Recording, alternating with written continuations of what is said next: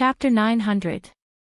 The residence that Brando arranged for Prince Leneret was located on the east side of Valhalla, in a palace formed by hollowing out the trunk of a tree. This was one of Valhalla's abilities. As long as one paid a certain amount of mana in the town hall, the tree fortress would be able to create an unlimited number of caverns. Of course, to turn these caverns into rooms, one would need to decorate them. Brendel asked Amandina and Odin to design a palace that was modeled after Coldwood Castle to serve as Valhalla's guest rooms. Now this luxurious guest room was exclusively occupied by the eldest prince of the Cruise people. Outside the guest room, day or night, there were Cruise's folded sword knights guarding it in shifts. Most of these folded sword knights knew Brando, and after notifying him and getting Leneret's approval, they respectfully let him in. The entrance to the palace was cleverly arranged. It was located on a terrace connected by a vine path, the other end of the path connected to the second level of the treetop square above. The entrance was very remote and guarded by tree elf archers. Right in front of the terrace was the main branch of the giant tree that extended upward. In that direction, there were tree elf archers' outposts and tree houses hidden between the branches, but through the lush shade on both sides of the branches, one could still see the scenery of the mountains and the clouds to the east. It could be said that both safety and the owner of the place could enjoy the wonderful scenery. It was an excellent design. At the entrance, there were vines full of green leaves hanging down from the tree wall, as if forming a curtain. Behind it was the main hall of the palace. This main hall was also half open. There was a giant crystal above the hall that could filter the light from the outside, allowing sunlight or moonlight to pour on the magic fountain in the center of the hall, allowing the sparkling spring water to gush over the pebbles. When Brando and Amandina walked into the hall, they happened to see the eldest prince of the Cruise people standing by the spring, looking down at the sparkling golden water flow, thinking about something. "Your Highness Leneret, are you satisfied with your stay?" Brando walked to a place not far from him and stopped to greet him. Leneret looked back at them and nodded, but did not answer, only waiting for them to speak. This guy is still as boring as ever, Boo thought. He took the initiative to speak. "Your Highness Leneret, the Wind Elves have started a war in the wilderness of the Four Realms, and the Golden Mane Lion men are also gathering an army. The Holy War can be said to have begun. I wonder what your Highness thinks about this." Since the start of the Holy War, the Silver Queen had no choice but to rely heavily on the military nobles in the Empire, and most of these nobles supported the eldest son of the Emperor. Leneret nodded silently and asked, "According to the usual practice, the Holy Cathedral of Fire should have summoned the envoys of various countries to Rushta. I haven't had the time to congratulate Mr. Count on being appointed as the head of the envoy group. His Highness Leneret has also lived in Tonajul for some time. He wouldn't not want to return to the Empire, would he?" The eldest son of the Cruise people raised his head and looked at him with light blue eyes. That indifferent gaze seemed to say, "Could it be that you, a little Count of Tonajul, also want to intervene in the battle for the throne of the Empire?" Brando spread his hands and smiled slightly. "Your Highness, it's not that I want to pull chestnuts out of the fire, but I have no choice. I have no intention of intervening in the internal affairs of the Cruise people, especially the most troublesome battle for the throne. But now that things have come to this, I have to think of a way to protect myself. This matter is good for you, and good for me, so I would like to get some advice from you." "What advice?" Leneret asked. "First of all, I want to know, in the Empire, who will spare no effort to support you." Leneret frowned slightly, as if considering the value of this meeting. After a moment of consideration, he gestured to Brando. The gesture meant, "Please come inside and talk," and then turned and walked in the direction of the study. Brendel seemed to have expected this, and he brought Amandina along to follow them. They went all the way to the study. There were a few light spirits in the study waiting for the eldest son's instructions. Leneret asked them to set up the room and put black tea and snacks. Although these light spirits also listened to Brando's orders, Brando was good-natured and waited for the eldest son of the crew's people to exercise his authority, although his authority was also limited to this palace. A moment later, when a few light spirits flew out of the room, the eldest son of the crew's people solemnly replied, "Mr. Count, the Octavier family is my wife's family, and Duke Ludwig will spare no effort to support me." Brando really did not expect the eldest son of the emperor to already have a wife at such a young age. However, this kind of political marriage in Wonde was equivalent to taking sides. The Octavier family could be said to be tied to Lenorette for good or ill, so Duke Ludwig in the crew's empire could be regarded as the kind of person that the eldest son of the emperor could completely trust. "What else?" he continued to ask. "The Nona family is my ally." "What's going on?" Brando asked. "Old Marquis Enoan had publicly opposed the succession of the late king to my mother, so he had a grudge with my mother. This kind of hatred will not be resolved with the passage of time, so the most eager to have my mother abdicate is the Nona family. I have a secret agreement with the Nona family, and Marquis Enoan promised to give me a portion of Enoan's mining shares and unreservedly support me in seizing the throne." Lenorette replied calmly. Brando suddenly understood, no wonder Mangrove was in such a hurry to come from the Empire to Tonajol. The Empire's army was divided into 4, and the current Marquis Enoan Mangrove was the commander of the Black Legion. In addition, the Azure Legion was in the hands of the Erehik family behind Veronica.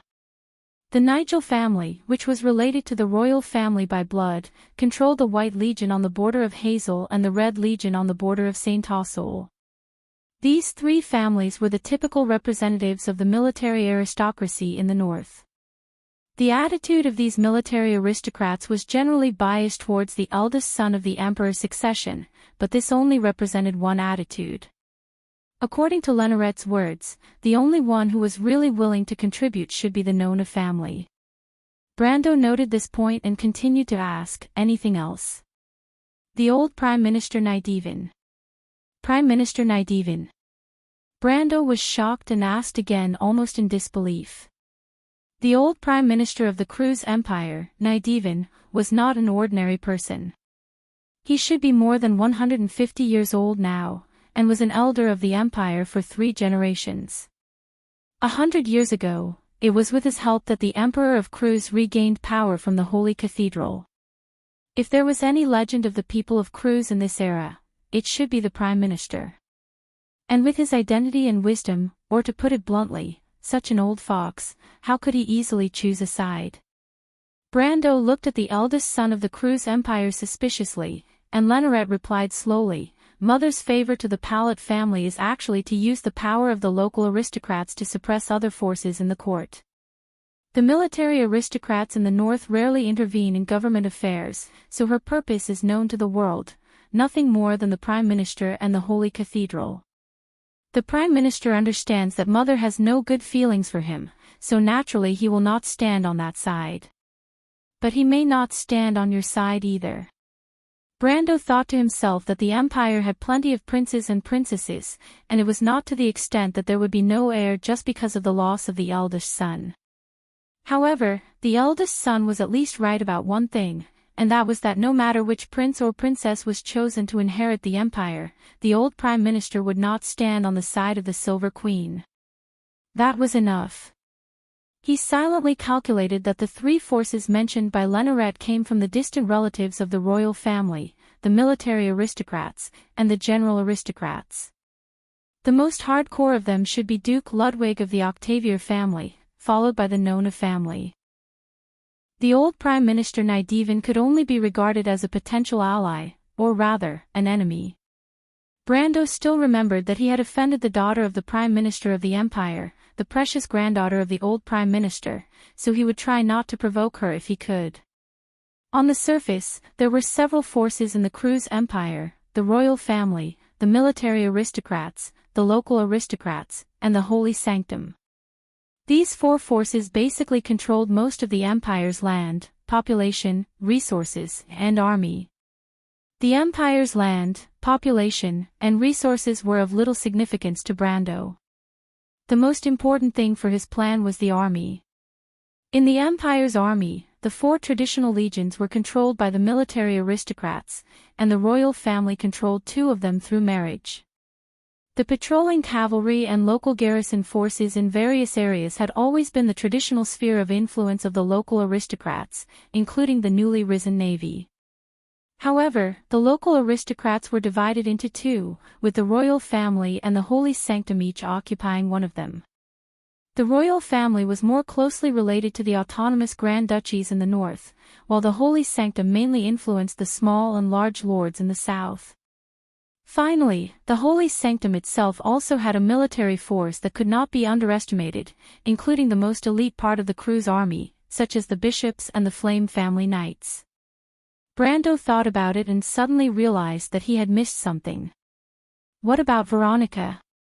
Shouldn't she also support His Royal Highness? He raised his head and asked Lenarette this question somewhat strangely. The eldest prince of the crew's empire glanced at him and shook his head. "Mr. Count, the teacher supports me because of the honor and sense of justice of the military, but the Arizic family behind the teacher may not stand on my side." Brando understood what was going on after hearing this, and he could not help but be in awe. The names mentioned by Lenarette before, including the military aristocrats in the north, could at most be called qualified politicians, but this female legion commander was a real soldier and knight of the empire. He tapped his knuckles and began to analyze while replying to Lenarette, "I have probably understood, Your Royal Highness. Let's now determine what our goal is." In Brando's heart, what he most wanted to see was, of course, the prince returning directly to the empire and pulling his supporters to fight against Her Royal Highness. The slightest result of this would be a coup, but the more likely result would be a civil war. Of course, this idea was just a thought. The eldest prince was not a fool, and his supporters had not been affected by the halo of retardation. The ultimate goal of a plan depended on the power they had now. A beggar would not rashly dream of becoming a king. A farmer's long-term plan was mostly to buy a few more acres of land, not to become a wealthy merchant who could traverse the 4 seas. And the goal Brando set for Lenarette was self-preservation. Self-preservation. The eldest prince of the crew's people chewed on the word carefully. Self-preservation. First, ensure that my supporters in the empire will not be swept away by my mother. Is that what you mean? Damn, this is a monster, Brando could not help but curse in his heart. Although he had heard about the wisdom and strength of the eldest prince in history, but when he really faced him, he could not help but feel that his IQ was crushed by the other party by several levels. He, Amandina, and Carglass had discussed this plan several times, and finally decided on the details one by one.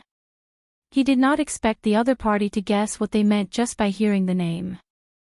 The Silver Queen had set such a grand goal of unifying Wonde, and what she had to do was to gather the army first. It was conceivable that she would definitely start with the Nona family first, and she had previously suppressed the northern nobles in preparation for this day. The military nobles were not fools, and naturally understood the principle that if one were to prosper, all would prosper, and if one were to suffer, all would suffer. The only way Her Majesty could deal with them was to use the peaceful period to reduce the army and the power in the hands of these nobles. But the early arrival of the Holy War forced the Silver Queen to let go of the restraints on the northern nobles, because she knew very well that she still had many opponents in the empire. If she lost in the Holy War, then these opponents hiding in the dark would jump out together to force her to abdicate. She had been in the empire for 40 years, and according to the previous agreement, she should have abdicated long ago. If she wanted to continue to rule this huge empire, she had to increase her prestige and give herself a legitimate reason not to leave. The best reason was that she could lead the people of Cruz to victory. And this was the opportunity for Brando and the eldest son of the Emperor. But at this time, not only could they not stand up against the Supreme One, but they also had to restrain themselves and try not to give her a chance to make mistakes. On the surface, the only army that Lenarette could control was the Black Legion, plus the local noble forces that Duke Dugweg could influence in the north.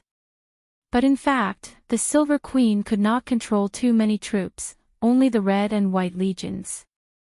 But compared to the eldest son of the emperor, she had more potential enemies.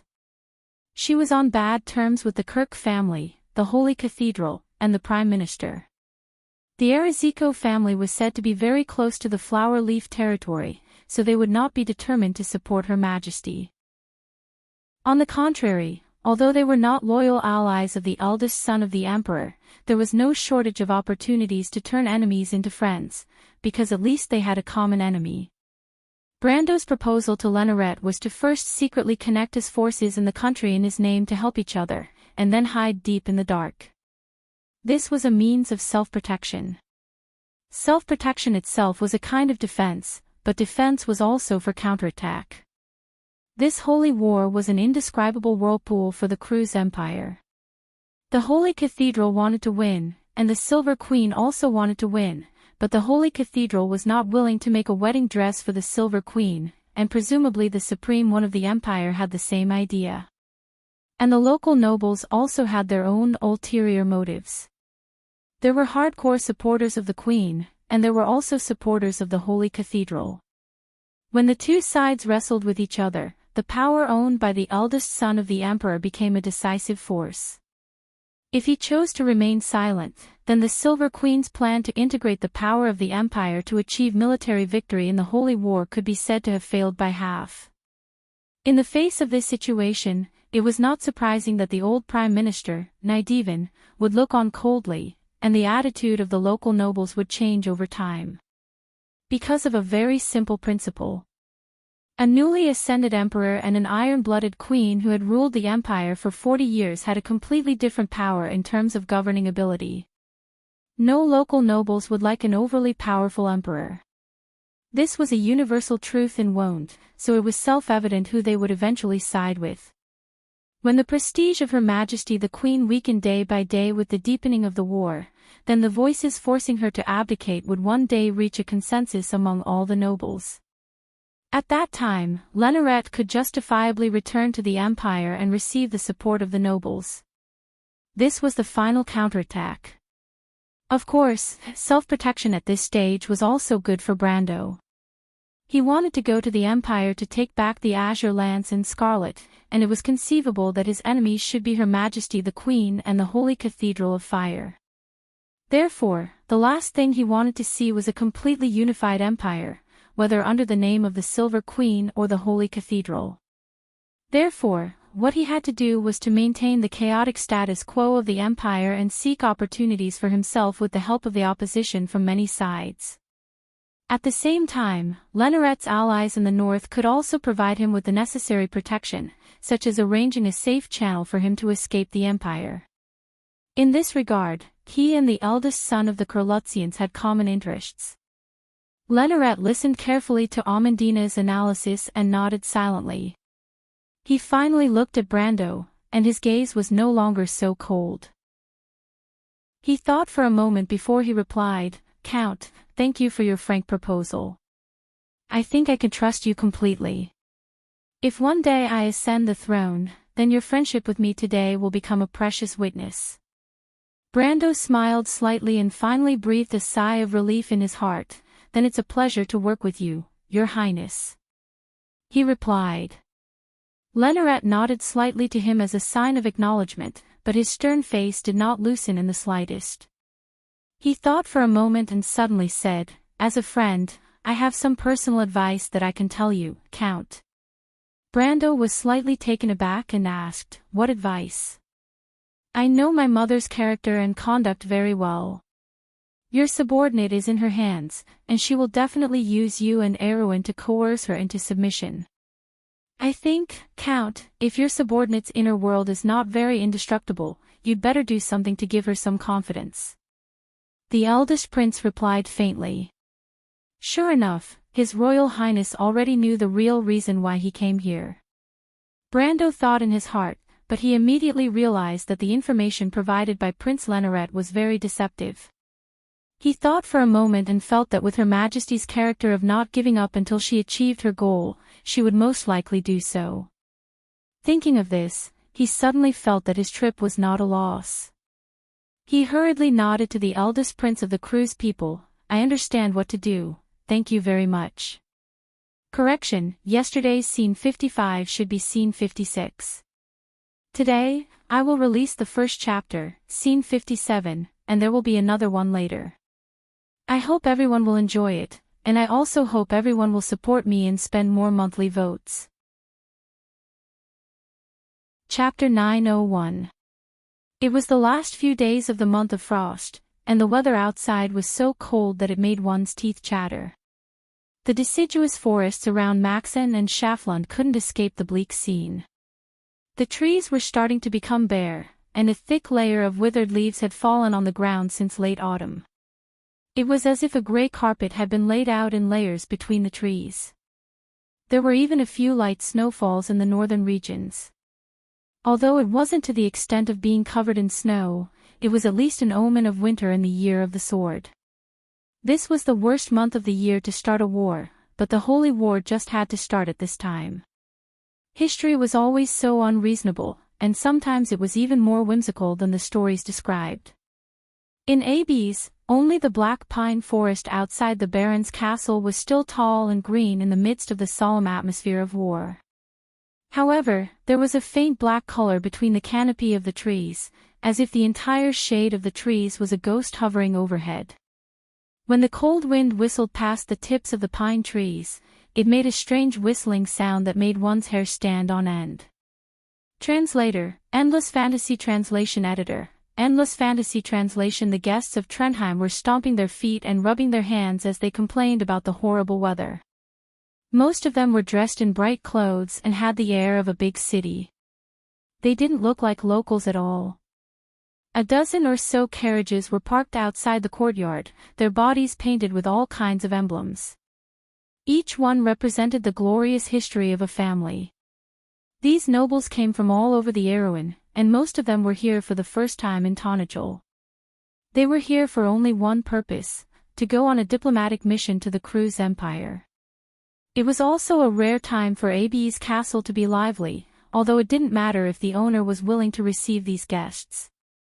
Although the diplomatic mission to the Cruz Empire was nominally headed by Brando, and he could choose any members to accompany him, an ancient tradition dictated that there must be a fixed number of seats in the diplomatic mission, and these seats were what Brando couldn't designate. Among them, there was a representative of the royal family, and Prince Haruz would represent the House of Corvado. In addition, he could also choose 2 maids, an attendant, and an accompanying knight. The original list included Madame Windsor and Madame Sigma, the 2 nannies of His Royal Highness when he was in Winterclaw Castle. However, Haruz asked Brando to replace Madame Windsor with Medusa Lysimachia at the last minute, which made Brando wonder if the prince had reached the age of love. As for his attendant, he was a young man from Corvado, whom Brando had never heard of before. He must be a member of the royal family, and the accompanying knight was naturally the most trusted candidate of Her Royal Highness Maynard. In addition to the Corvado royal family, according to the agreement of the Holy Cathedral, Erowin's former royal family, the Cipher royal family, should also send a representative. However, this representative naturally couldn't travel thousands of miles across Ampere Seal for a week or 2 to meet them here. Her Royal Highness's brother had already sent a letter to tell them that he had chosen the candidate, and that the envoy and his entourage would meet them in Grey Mountain, so his sister and the Count didn't have to worry too much. Then, for dukes, Viro, Grinoires, Lantanailan, Karsuk, and 3 counts, Count Janilasu, Count Yenbao, and Count Grey Mountain, plus a Marquis of Balta, each with a representative. There were originally supposed to be representatives of Erech and Radnor, but now these 2 territories had been removed, and they were both part of the royal family's territory and part of Tonajol. Erech's family was few in number, and after the Battle of Ampere Seal, they were basically wiped out. Count Radnor and his family were still in prison in Majidin, so naturally, it was impossible for them to send any representatives. Among the 4 dukes, Duke Viro directly sent his youngest daughter, Duke Talanlan's envoy, Duke Eek, and Duke Karsuk sent a meatball, who was said to be his second son. As for Duke Grinoires, he also sent a daughter, but she was only a little girl of 7 or 8 years old. Count Janilasu was a believer of the Silver Lion Association. He did not have a wife, so naturally, he did not have any children. He sent a sergeant whom he thought highly of, a very energetic young man. The envoy of the Count of Grey Mountain also did not come to Tonajol, so naturally, he was waiting with the envoy of Cypher to meet them in Grey Mountain. In the end, there was a little twist in the choice of Count Yenbao's envoy, because there was no news of Count Yenbao for a long time. In the middle of the month of Frost, Baron Dahl sent an envoy himself, but he was directly driven away by the angry princess. In the end, Dilfari decided to personally serve as Yenbao's envoy. First, she could leave an impression on the Holy Cathedral of Fire as the future successor of Yenbao, and second, she could thwart Baron Dahl's conspiracy. Brando considered her physical condition and specially prepared a larger carriage for her. Most of these nobles had their own attendants, ranging from 1 to 3. Thus, when added together, it was a bloated group of 20 or so people and 5 or 6 carriages. However, if one thought that this group was large enough, then one would be gravely mistaken. Brando soon found that there were some unexpected guests in this team. One of them was Princess Magadol. As the Princess of Antiburo, she naturally had to represent her duchy to Cruz. Originally, the Empire thought that she had died in the war in Ampere Seal, so the order was also passed to the duchy, hoping that the duchy could send another envoy to Cruz. But this news somehow reached the ears of the nun princess, and after she heard the news, she insisted on being the envoy of Antiburo to the Empire. She also privately communicated with the Antiburo royal family, so Brando naturally could not stop her. After all, the princess was recuperating in Tonajol and was not under house arrest, so he had no reason to restrict her freedom to contact the outside world. And another uninvited guest was now in front of Brando. At this moment, Brando was staring at the merchant lady in front of him. She was wearing a thick fur coat, boots, gloves, a scarf, and a bearskin hat. Her small face was almost only revealing a pair of black eyes. He looked at the large suitcase in her small hands and finally couldn't help but ask, "Well, now can you tell me, what are you planning to do here?" "Go to the Empire with Brando, I haven't been there yet." The little Roman raised her chin, revealing her small mouth from under the scarf, and answered matter-of-factly. Brando rolled his eyes. "Of course I know that, but I already said that there are no more places for the diplomatic group. Besides, you don't seem to remember, I told you to stay in Tonajol obediently and leave yourself in a safer place. Don't make me worry, do you understand?" He couldn't help but facepalm. This girl clearly promised him yesterday that there were no more places for the diplomatic group, and told him to stay in the territory obediently and support Amandina. She clearly promised that she would never take up a place in the diplomatic group. Wait, Brando suddenly froze in place. He reacted and glared at the young lady. "Oh, damn it, you're playing word games with me again." "Nope." Little Roman blew a puff of white air on his hand and replied with a smile, "I'm the rightful one." "Justified my ass." Brando pinched her face. "Listen to me obediently, stay in Tonajol, you're not allowed to go anywhere."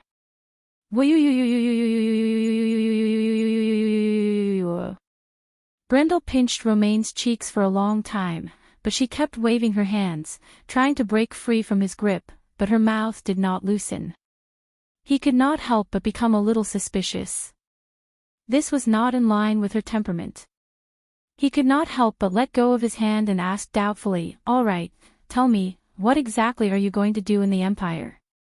The little Roman rubbed her red cheeks and showed a fierce look. "I've been invited by the Holy Cathedral of Fire, as the president of the Seven Seas Merchant Guild, and as a distinguished guest of the Holy Cathedral of Fire, I'm going to the Cruz Empire to participate in the ceremony of the Holy War." She deliberately emphasized the word distinguished guest, and then handed the invitation to Brando. Brando opened the parchment letter and almost blacked out and fell to the ground. It was true that the Holy Cathedral of Fire would invite some famous businessmen, poets, and even artists and scholars from various fields to participate in the annual large-scale celebrations or ceremonies of the opening of the Holy War. But he never dreamed that Roman, his somewhat muddle-headed and unreliable fiancée, would be on the list.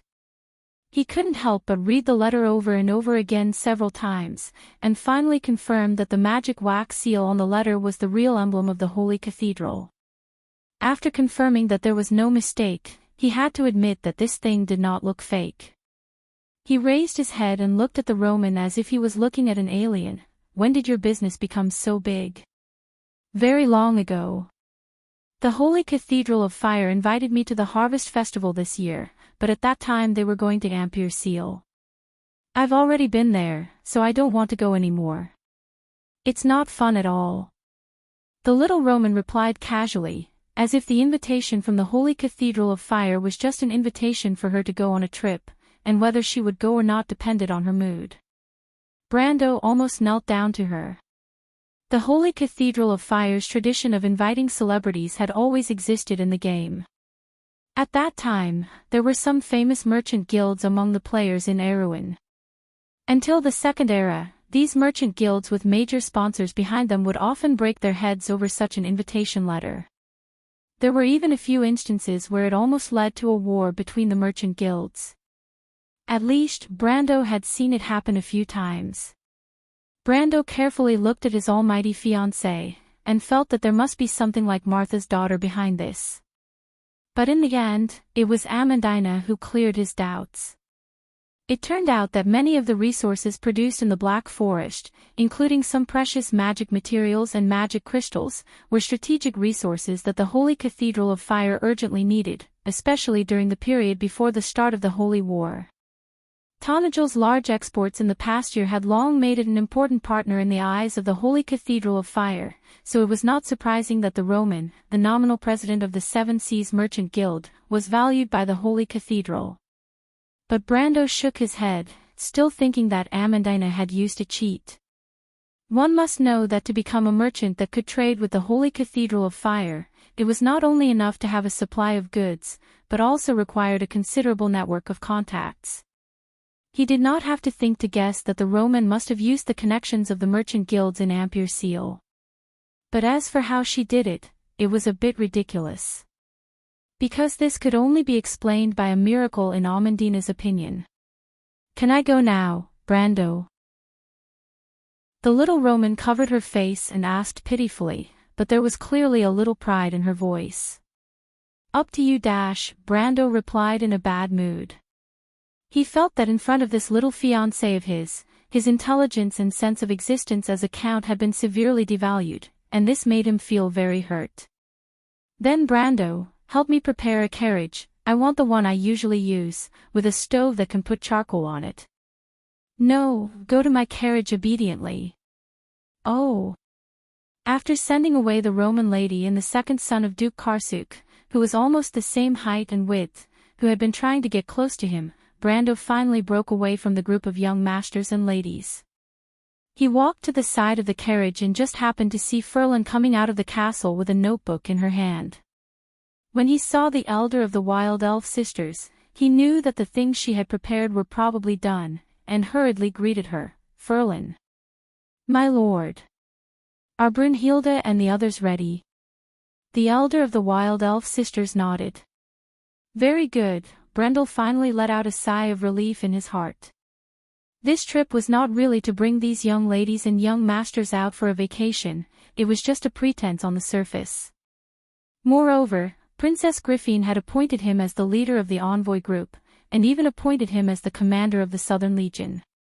This appointment had arrived earlier, and it was obvious that she wanted him to transfer the elites from Tonagel to form the accompanying guards for this envoy group. This was a tradition that had been tacitly agreed upon. Before the start of the Holy War, the Empire had summoned the envoys of the various kingdoms and duchies, and this had become a tradition since the First Holy War. Today, this was not only a way for the Holy Cathedral of Fire to confirm the confidence of the participants, but also a way for the vassal states to compete with each other to obtain a higher status in the Holy Cathedral of Fire.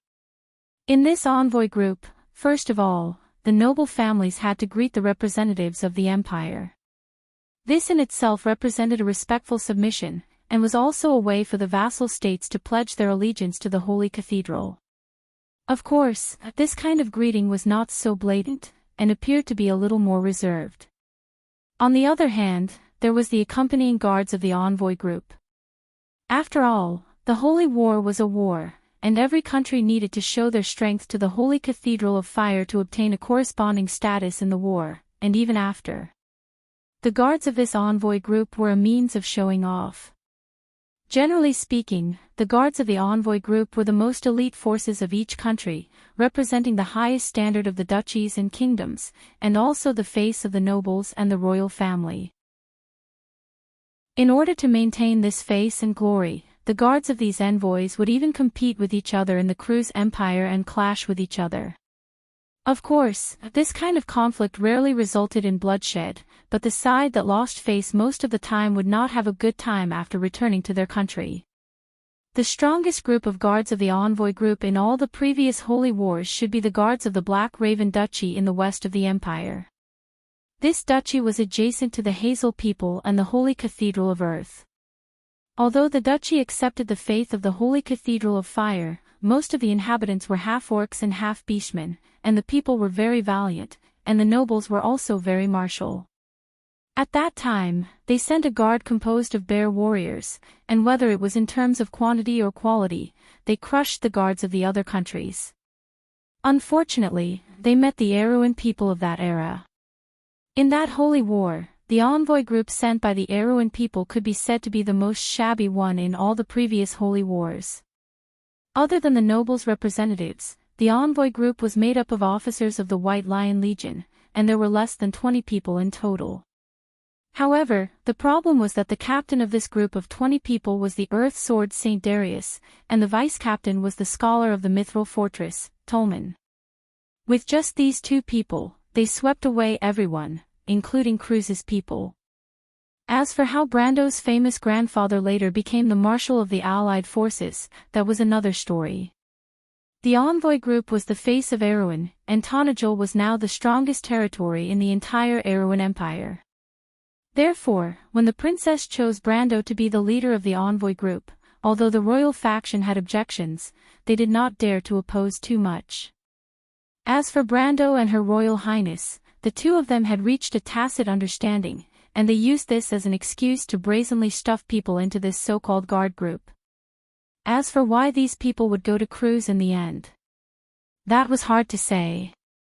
Brando took the notebook from Falern's hand and casually flipped through it, then looked up at the entire convoy and said softly, "Then let's go, we'll see you in Cruz." At the end, he added in a low voice, "Holy War. Holy War, here I come. I hope that everyone can spend as much as they can on the monthly votes as they can, so that they can get the inspiration and motivation to write." Chapter 902. It was the last few days of the month of frost, and the weather outside was so cold that it made one's teeth chatter. The deciduous forests around Maxen and Schaflund couldn't escape the bleak scene. The trees were starting to become bare, and a thick layer of withered leaves had fallen on the ground since late autumn. It was as if a grey carpet had been laid out in layers between the trees. There were even a few light snowfalls in the northern regions. Although it wasn't to the extent of being covered in snow, it was at least an omen of winter in the year of the sword. This was the worst month of the year to start a war, but the Holy War just had to start at this time. History was always so unreasonable, and sometimes it was even more whimsical than the stories described. In Abes, only the black pine forest outside the Baron's castle was still tall and green in the midst of the solemn atmosphere of war. However, there was a faint black color between the canopy of the trees, as if the entire shade of the trees was a ghost hovering overhead. When the cold wind whistled past the tips of the pine trees, it made a strange whistling sound that made one's hair stand on end. Translator, Endless Fantasy Translation Editor, Endless Fantasy Translation. The guests of Trondheim were stomping their feet and rubbing their hands as they complained about the horrible weather. Most of them were dressed in bright clothes and had the air of a big city. They didn't look like locals at all. A dozen or so carriages were parked outside the courtyard, their bodies painted with all kinds of emblems. Each one represented the glorious history of a family.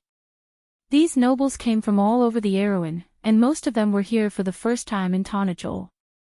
They were here for only one purpose: to go on a diplomatic mission to the Cruz Empire. It was also a rare time for Abe's castle to be lively, although it didn't matter if the owner was willing to receive these guests. Although Brando was nominally the head of the diplomatic mission to the Cruz Empire, and he could choose any members to accompany him, an ancient tradition dictated that there must be some fixed seats in the diplomatic mission, and these seats were those that Brando couldn't specify. Among them, there was one representative of the royal family, and Prince Heroes would represent the House of Corvado. In addition, he could also choose 2 maids, an attendant, and an accompanying knight. The original list included Madame Windsor and Madame Sigma, the 2 wet nurses of His Royal Highness when he was in Winterclaw Castle. However, Heroes asked Brando to replace Madame Windsor with Medusa Lysimachia at the last minute, which made Brando wonder if the prince had reached the age of love. As for his attendant, he was a young man from Corvado, whom Brando had never heard of before. He must be a member of the royal family, and the accompanying knight was naturally the most trusted candidate of Her Royal Highness Maynard. In addition to the Corvado royal family, according to the agreement of the Holy Cathedral, the former royal family of Erewhon, the Cipher royal family should also send a representative. However, this representative naturally couldn't travel thousands of miles across Ampere Seal for a week or 2 to meet them here.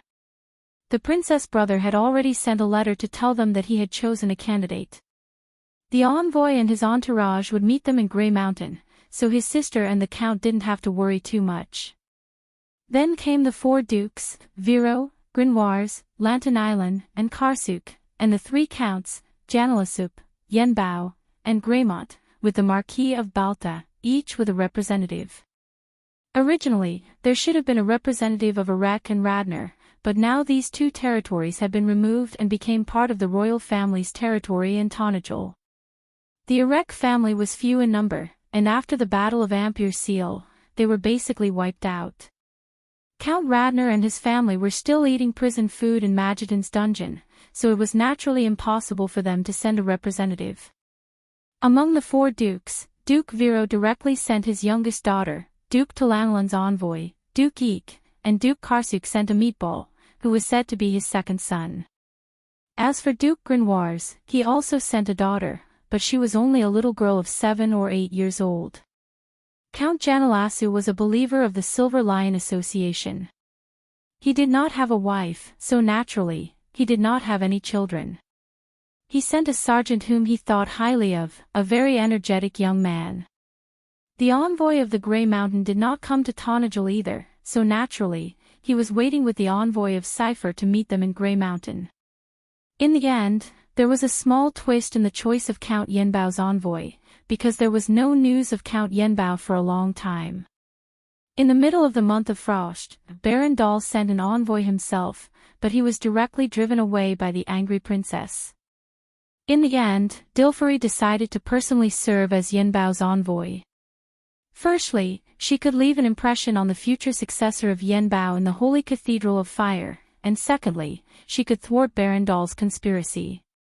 Brando considered her physical condition and specially prepared a larger carriage for her.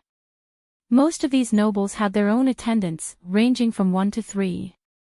Thus, when added together, it was a bloated group of 20 or so people and 5 or 6 carriages. However, if one thought that this group was large enough, then one would be gravely mistaken.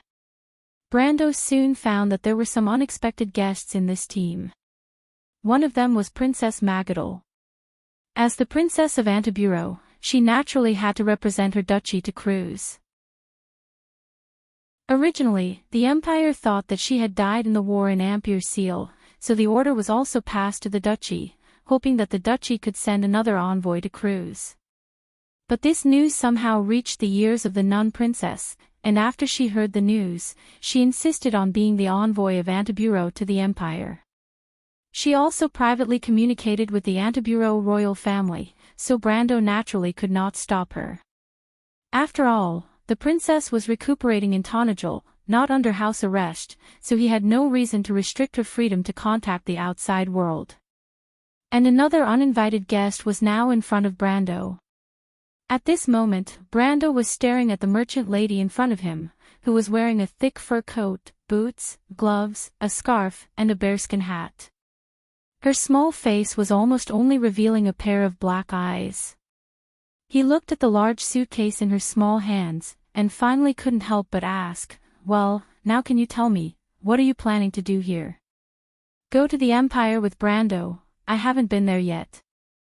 The little Roman raised her chin, revealing her small mouth from under the scarf, and answered matter-of-factly. Brando rolled his eyes. "Of course I know that, but I already said that there are no more places for the diplomatic group. Also, you don't seem to remember, I told you to stay in Tonajul obediently, and leave yourself in a safer place. Don't make me worry, understand?" He couldn't help but facepalm. This girl clearly promised him yesterday that there were no more places for the diplomatic group, and told him to stay in the territory obediently and support Amandina. She clearly promised that she would never take up a place in the diplomatic group. Wait, Brando suddenly froze in place, then reacted and glared at the young lady. "Oh, damn it, you're playing word games with me again." "Nope," the little Roman blew a white breath on her hand, and answered with a smile, "I'm perfectly justified." "Justified my ass." Brando pinched her face. "Listen to me obediently, stay in Tonajul, you're not allowed to go anywhere."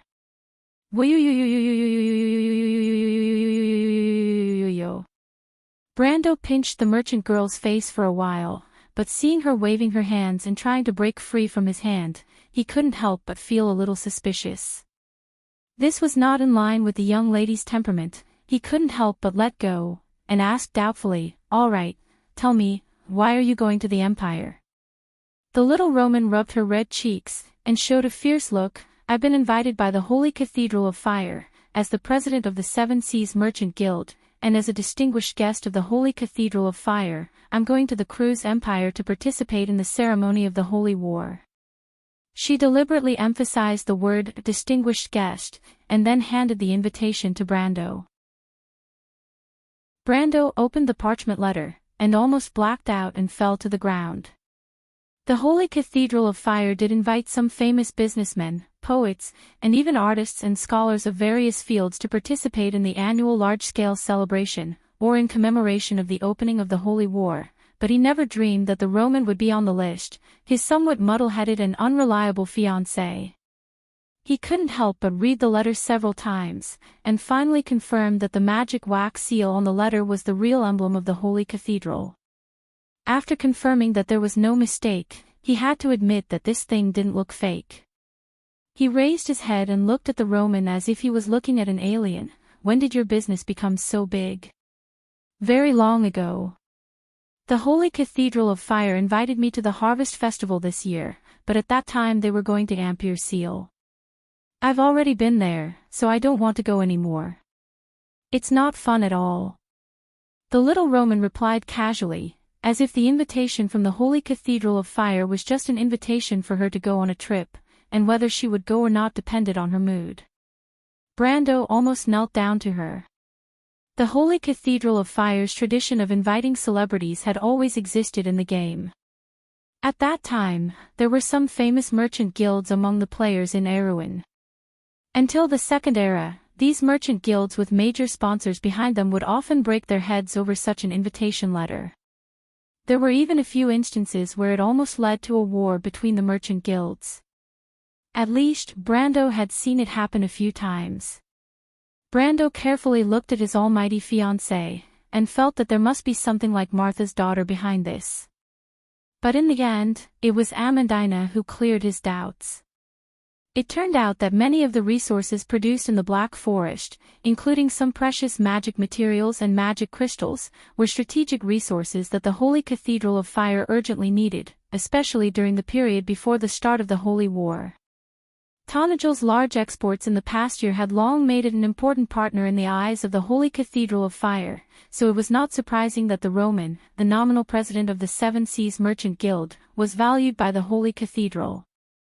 But Brando shook his head, still thinking that Amandina had used a cheat.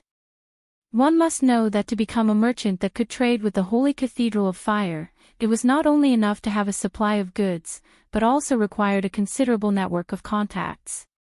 He did not have to think to guess that the Roman must have used the connections of the merchant guilds in Ampere Seal. But as for how she did it, it was a bit ridiculous. Because this could only be explained by a miracle in Amandina's opinion. "Can I go now, Brando?" The little Roman covered her face and asked pitifully, but there was clearly a little pride in her voice. "Up to you, Brando replied in a bad mood. He felt that in front of this little fiancé, his intelligence and sense of existence as a count had been severely devalued, and this made him feel very hurt. "Then Brando, help me prepare a carriage. I want the one I usually use, and there's a stove on it that can put charcoal." "No, go to my carriage obediently." "Oh." After sending away the Roman lady and the second son of Duke Karsuk, who was almost the same height and width, who had been trying to get close to him, Brando finally broke away from the group of young masters and ladies. He walked to the side of the carriage and just happened to see Ferlin coming out of the castle with a notebook in her hand. He saw the elder of the wild elf sisters and knew that the things she had prepared were probably done. He hurriedly greeted her. "Ferlin." "My lord. Are Brunhilde and the others ready?" The elder of the wild elf sisters nodded.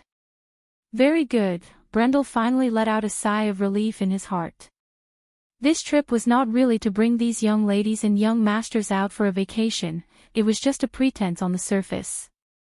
Moreover, Princess Griffine had appointed him as the leader of the envoy group and the commander of the Southern Legion. This appointment had arrived earlier, and it was obvious that she wanted him to transfer the elites from Tonajol to form the accompanying guards for this envoy group. This was a tradition that had been tacitly agreed upon. Before the start of the Holy War, the Empire had summoned the envoys of the various kingdoms and duchies. This had become a tradition since the First Holy War.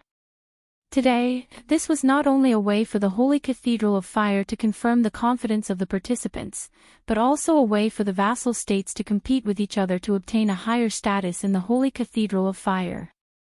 In this envoy group, first of all, the noble families had to greet the representatives of the empire. This in itself represented a kind of respectful submission, and was also a way for the vassal states to pledge their loyalty to the Holy Cathedral. Of course, this kind of greeting was not so blatant and was a little more reserved. On the other hand, there was the accompanying guards of the envoy group. After all, the Holy War was a war, and every country needed to show their strength to the Holy Cathedral of Fire to obtain a corresponding status in the war and even after. The guards of the envoy group were a means of showing off. Generally speaking, the guards of the envoy group were the most elite forces of each country, representing the highest standard of the duchies and kingdoms, and also the face of the nobles and the royal family. In order to maintain this face and glory, these guards of the envoy group would even compete with each other in the Cruz Empire and clash with each other.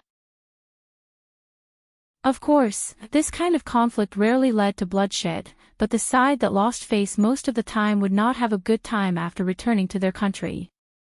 The most powerful guard group of the envoy group in all the previous holy wars should be from the Black Raven Duchy in the west of the empire. This duchy was adjacent to the Hazel people and the Holy Cathedral of Earth. Although the duchy accepted the faith of the Holy Cathedral of Fire, most of the inhabitants were half-orcs and half-beastmen, and the people were very valiant, and the nobles were also very martial. At that time, they sent out a guard group composed of bear warriors, and whether it was in terms of quantity or quality, they crushed the guards of the other countries. Unfortunately, they met the Aruan people of that era.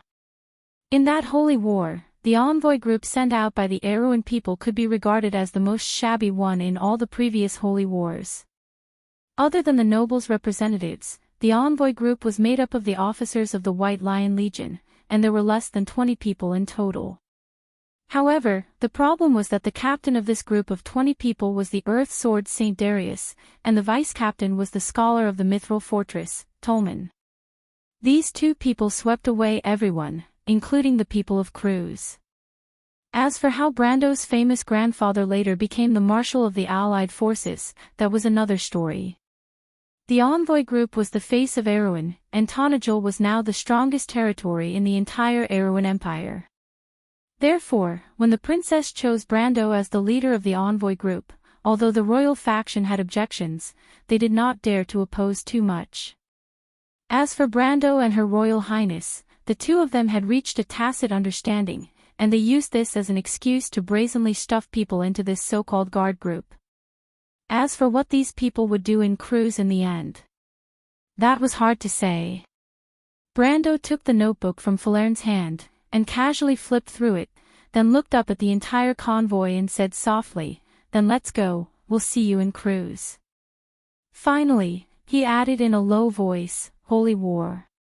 Holy War, here I come. P.S. You promised to be the second update, and by the way, ask for next month's monthly votes, students. Also, vote for Blackie and help him keep the 6th place in the classification." Chapter 904. When Brando first set foot on the land of the Grey Mountains, he had a very real feeling in his heart. Why in Mervaslit, the mountains were like fangs piercing into the sky. The mountain people used their language to describe the mountains in the north, and it was undoubtedly the most exquisite rhetoric for the steep and sharp peaks with grey limestone cliffs. The curved and undulating mountain ridges made the distant horizon look equally twisted. Above them was the light grey sky, and below them was the vast and endless valley. The sun poured down on the cliffs on the other side of the valley, and similarly carved the shadow of the mountain they were on. Far away in the mountain stream, some unknown bird of prey was circling, occasionally letting out a sharp howl that echoed between the mountains. The young prince whispered to them that it was a grey falcon, a bird of prey that only lived in the Grey Mountains. Only then did Brando remember that this place was very close to Haru's hometown. If one could look past the vast mountains, one would be able to see the lowlands where the people of Beale had lived for generations, and the vast plains to the north. On the plains, there were scattered hills and black pine forests, and there was also a huge capital. He asked the young prince if he had chosen this path when he escaped, and the young prince said yes. But at that time, they left in a carriage under the cover of night. Entering the Grey Mountains in the dark of night, he felt uneasy. The pitch-black mountains were like sleeping beasts, and it left a deep impression on him. But now that he was with his teacher, he naturally did not have to be afraid anymore. The young prince's words made everyone laugh. In addition to Brando and the Roman, there was also Magadal, Dilfari, and Maynard. The nun princess and the countess were the original owners of this carriage, while the merchant lady and the young prince squeezed in. It was not that the young lady did not have her own carriage, but Dilfari's carriage had a special charcoal brazier, so the sneaky young lady thought of this from the beginning and tried to coax the soft-hearted countess to invite them into the carriage. Fortunately, the countess did not mind at all. She was more than happy to have a few more people to chat with. The young Roman chattered and had endless stories, most of which were made up, which was to Dilfari's liking. Thus, the two of them became good friends in no time. Only Princess Magadal stood by the side and listened with a slight smile, as if she had no intention of getting involved in the conversation. She only spoke occasionally when asked, but every word she said was meaningful, showing the demeanor of the nun princess of the Holy Cathedral of Fire. The carriage rolled on for a while, and there was a knock on the carriage door. Brando opened the door, and a gust of cold wind blew in from the outside, causing the temperature in the carriage to drop by a few degrees. Of course, Maynard was an exception. The female knight sat beside Haruz with her hands on the brass hilt of her sword, her long eyelashes drooping as she counted the tassels on the carriage's curtain. Yuda's weathered face appeared outside the carriage door. The former female mercenary leader and current captain of the White Lion Guards was sitting on horseback, parallel to the carriage. When she saw Brando open the door, she bowed slightly and said to him, "My lord, Fort Tisco is in front." "So we've already arrived." Brando asked the carriage to slow down, then jumped off and closed the door. As soon as he set foot on the land of the Grey Mountain, he suddenly felt a sense of reality. This was the first time since he came to this world that he had crossed Ampere Seal and come to the land of the north. He seemed to remember the scene of running and fighting with everyone on this land. He couldn't help but subconsciously look back at the carriage, but through the foggy window, he couldn't see the expression on the face behind the window. At this time, the female mercenary leader had already brought him a warhorse from behind. He silently took the reins from Yuta's hand, flipped onto the horse, and then asked casually, "How is it? Are you used to the land of the north?" Yuta was a little surprised by the way her lord spoke like a master. She wiped the frost on her eyebrows, shook her head, and said with a somewhat amused tone, "My lord, I'm more familiar with this land than you are." Brando was slightly stunned, and looked back at his subordinate, as if he just remembered that he had never asked about their origins. "You're from the Grey Mountain? You can say that. Before my sister's accident, we lived in Corvado for a period of time. Sigh, that experience made me hate the nobles to the core. Sometimes I think that if only I woke up earlier. But forget it, I don't want to talk about these things anymore." Yuta suddenly sighed, looking at the undulating mountains with waning interest. Brando nodded and did not ask any more questions.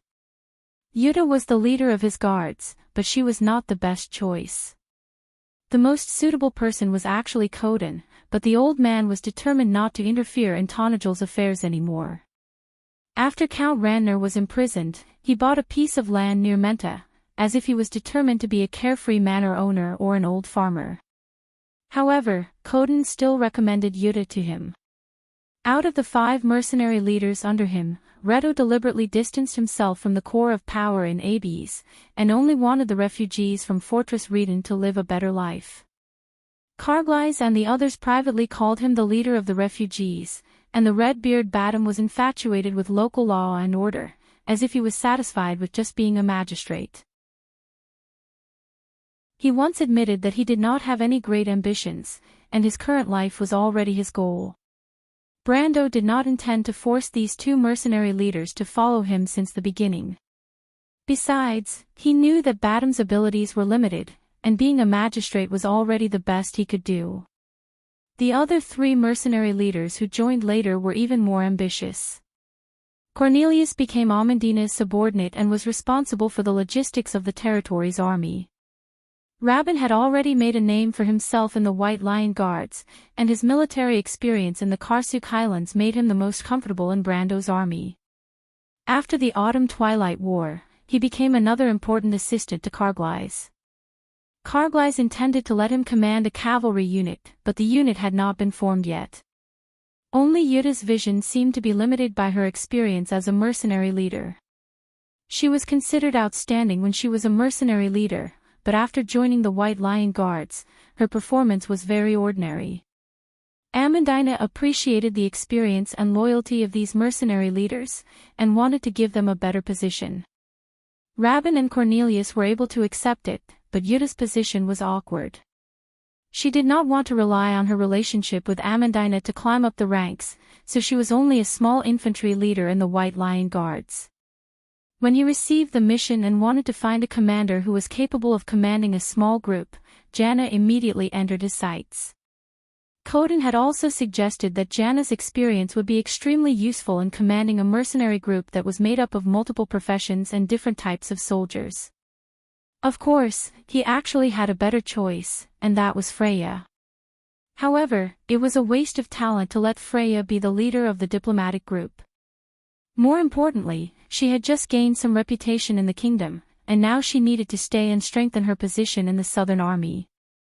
On the other hand, he and Maynard were going to the Empire, and the princess needed a loyal general by her side. Freya stayed in Erewhon to partner with Amandina, Karglais, and Cohen, who was far away in Silman, so he could be more assured of the situation in the south. Even if the old nobles wanted to use this opportunity to stir up trouble, the princess and Tanajul would not be in immediate danger. Furthermore, he left behind the Tree Elves and the White Lion Guards, so that Freya would have enough military power to use.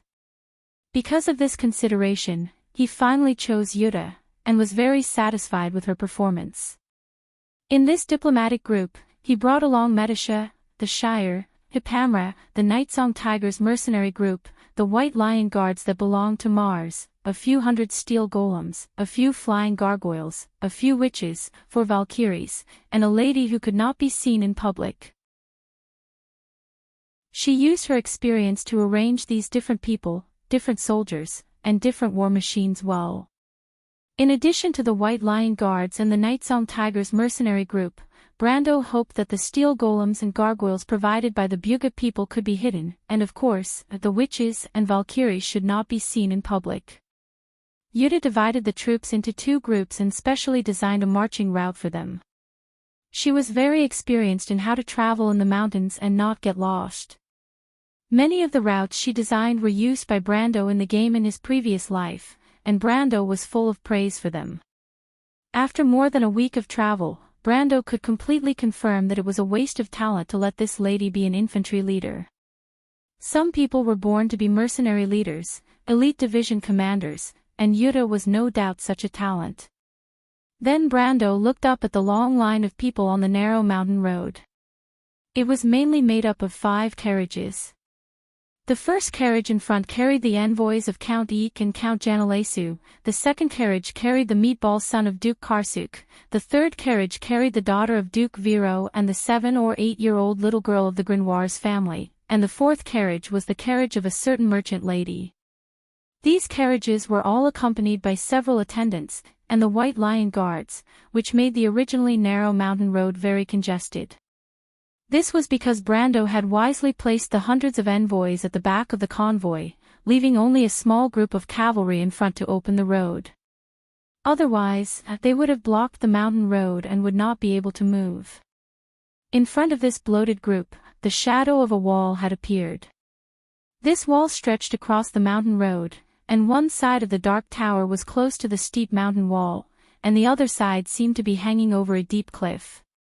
From afar, it was awe-inspiring. This was Fort Tisco, the most important pass from Cipher to Corvado.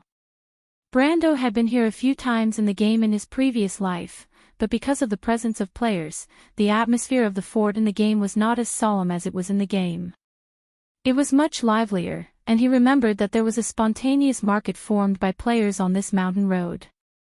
He led Yuta forward through the crowd until they came to the bottom of the wall. Medisha and the Shire were already waiting for them, and there was also the meatball son of Duke Karsuk, who looked like he was rolling on the ground. After so many days, Brando had figured out how to pronounce this guy's awkward name, Avram or Auguste. When Avram saw Brando, he could not help but complain loudly to him, saying that this remote place was full of ignorant country bumpkins who insisted on seeing the Count in person, and that they did not give him any face at all. Brando had long been immune to this level of complaint, but he still had some doubts in his heart. Generally speaking, these soldiers would not easily offend nobles. After all, in this era, there were not many who dared to pretend to be nobles. According to Avram, either someone was deliberately making things difficult for them, or something had happened in the fort. He cast a questioning look at Medisha and the Shire. The little elven princess frowned and replied softly, judging from their tone, "It seems like there's a thief in the fort. There are not only soldiers and officers in this fortress, but there are also their families and villagers living nearby. It's not like this place is too big or too small. It's not like there are only soldiers and officers in this fortress. There are also their families and villagers living nearby. It's not like this place is too big or too small. If there's a burglar, then this place has to be guarded for 365 days in a year, and 24 hours a day." However, the Shire was obviously more familiar with the ways of the world. He hurriedly explained with a smile, "My lord, I've asked. I'm afraid that Mr. Avram has misunderstood something. I heard that the thief stole something from the owner of this place. That's why the situation is like this." Brando finally understood. A nobleman, especially a military one, was actually patronized by a thief in his own territory. Anyone would be furious if they were in his place. Although in many of Erwin's village stories, stories about the thief of God and the nightingale were exaggerated to the extreme, and these incarnations of justice seemed to be specifically targeting the nobles. They were chivalrous, and they robbed the rich to help the poor. But in fact, those who really understood this business would understand that most of these gray areas that made a living in a certain place were actually inextricably linked to the nobles. This was not to say that the nobles secretly supported these people's work, but it was precisely to protect the nobles' rights and interests from being infringed upon. Most of the time, the nobles were well aware of how many thieves there were in the area, and what the identity of these thieves were. Other than that, the nobles basically minded their own business. Therefore, the person who committed this crime was definitely an outsider. But Brando was curious, and he wondered who was so daring. Soon, the guards verified their identities, lowered the drawbridge, and opened the gate, allowing them to enter the fortress. Brando stared at the slowly rising gate, and he knew that the so-called identity verification was just a pretense. Most of the time before this was just a report to the Viscount. The guards below were unwilling to bear the responsibility, so they asked the Viscount to personally let them pass. But what Brando did not know was that the daring bandit he muttered was really a local, and not an outsider. Inside Castle Tisco, 2 carriages were parked under the shade of a tree. Although the so-called shade was only left with a few lonely withered leaves, they still hadn't fallen to the ground. Outside the carriages, there were many servants. At first glance, these servants didn't look like those who came from the countryside.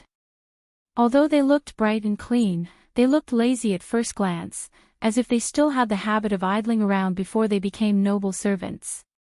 These servants were well trained. Their masters did not open the door to get down from the carriage, so they stood in 2 rows in front of the carriages. They did not say a word and looked straight ahead, like 2 rows of puppets that were about to take root on the ground. As for the 2 carriages, the emblem on one had been removed, and the coat of arms on the other was a black wolf. In fact, the wolf emblem alone was enough to stop anyone in Castle Tisk, because it was the emblem of the Grey Mountain family. 2 young people were sitting in the carriage. To be exact, 2 young ladies. One was a 17 or 18 years old noble lady, and the other was a young girl with curly hair under a huge scholar's hat and thick glasses, like an old pedant. However, she was very short, like a dwarf, and even her breasts had not started to develop. At first glance, it was obvious that she was a real loli, and judging from her age, she seemed to be no more than 11 or 12 years old. The 2 were obviously talking, but what was surprising was that the one who led the conversation was the little girl who looked like she had not even changed her teeth yet. She said, so slow, I hate people who are not punctual." The noble lady was obviously worried, and asked carefully, "Chiara, they seem to have found something missing." "Of course they will find it," the loli replied matter-of-factly, "that Viscount is not an idiot." "But won't we get into trouble?" "Troublesome?" "Of course not." Chiara spun a card-like object in her hand and looked at it with interest. "I'm just a little interested in this thing. Would he dare to disobey me if I asked him to give it to me? I just don't want to owe him a favor, so I had to do it myself. Besides, things like mistakes and whatnot have not appeared in my dictionary." Chapter 905. While the 2 were talking, a servant knocked on the carriage door and reported, "Miss, the envoy group has arrived." They entered the city from the Stone Lizard Mountain path. They were delayed for a while because of the martial law. "Humph." The little girl knocked on the table in the middle of the carriage and said, "It seems that Guy has arrived." "Chiara, should we go?" The Count's daughter asked softly, but the little girl's attitude was firm. She quickly shook her head and said, "No, we will wait here. Let me see if that Guy is boring." Although the Count's daughter had a gentle look on her face, she was no fool. She could naturally tell that her companion was deliberately making things difficult for the Count. She could also vaguely guess the reason, and could not help but ask more worriedly, "Chiara, this isn't very good." "Why is it not good?" The little girl pretended to be indifferent. But he is the leader of the envoy group after all, so what?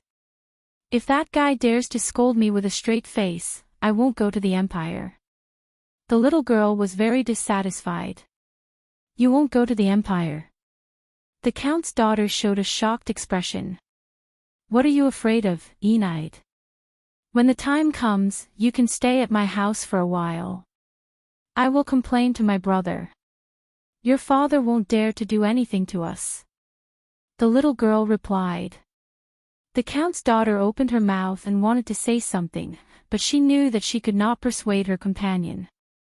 She could only sit there uneasily as if she had accepted her fate. The carriage was quiet for a while.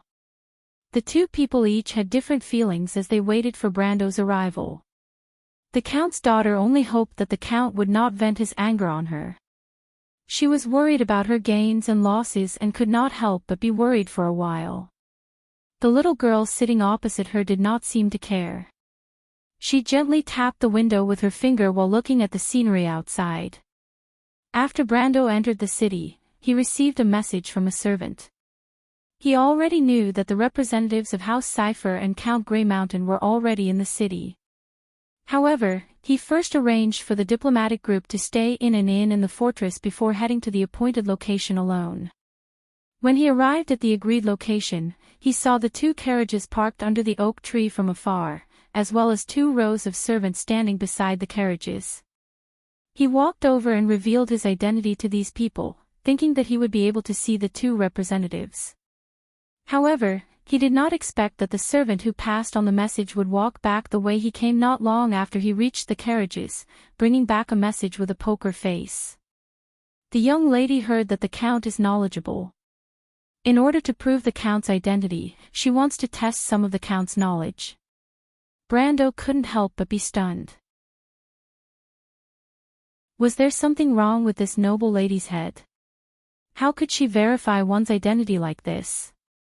Could it be that the princess's royal ring was fake? He glanced at the carriage and thought to himself, forget it. After all, she is a member of the royal family, even though she is a former royal family, and she is a girl. It's not good to be too calculative. He could only answer patiently, please speak. Chiara's little face was almost pressed against the window. She said with a little pride, I have long heard that the guy boasted of being knowledgeable. The rumors about him in the Southern Territory are amazing. I have seen a lot of people like him. It's just a golden exterior. To them, knowledge is just a disguise and gorgeous clothes.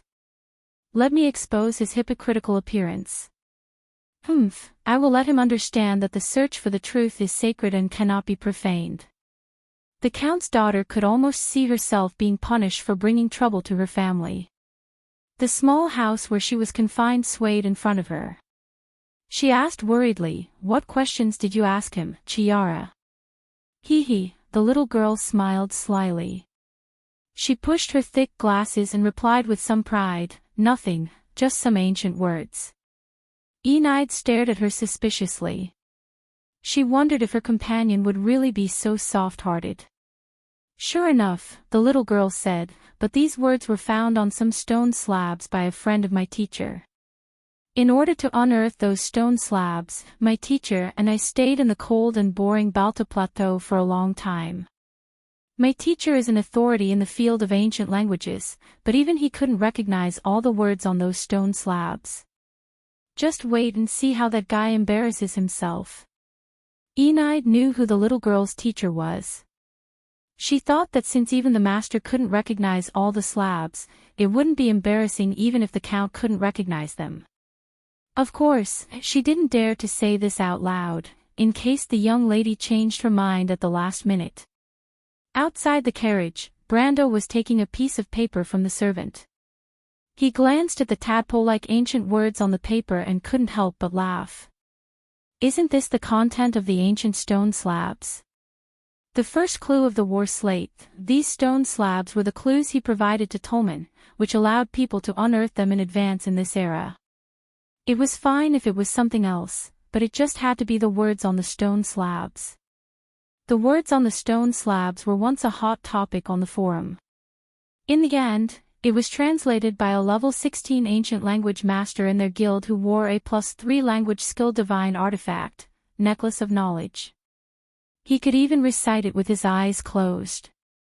He put down the paper and without even thinking, he said to the servant in front of him, "Tell your mistress that the fragments of the sky fell to the ground with the collapse of the towering pillars." It recorded the whispers in the dust and wind. A few minutes later, "Kiera, did the Count guess correctly?" Enid looked at her companion worriedly. She had been staring at the contents of the paper for a long time without moving. "He didn't guess." The little girl dropped this sentence and jumped out of the carriage. She pushed away the servant who came to support her and hurriedly ran out. Brando didn't expect that the person who came out of the carriage would be such a little girl who seemed to still be in the process of growing her teeth. In standard villain lines, she was a little girl with yellow hair who was still wet behind the ears. The other party was wearing a pair of thick bottle-bottomed glasses that didn't match her cute face. She looked at him with a frown and asked, "Hey, how did you recognize these words? Does she still care about aristocratic etiquette?"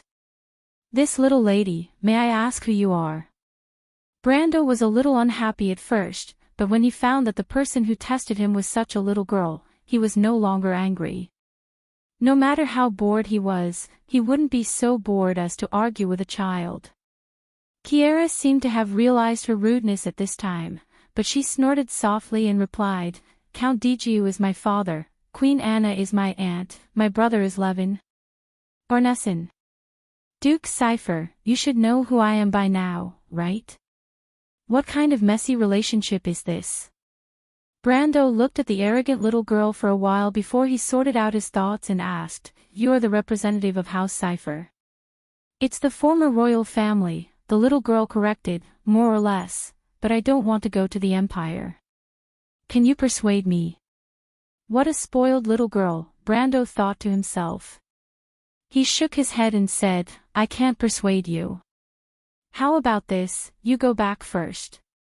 The eldest son of the king is a generous person, he probably won't blame his sister." You're really strange, you actually call my brother the eldest son of the king. It's not proper for you to call him that, you know. Aren't you afraid that the princess will cause trouble for you?"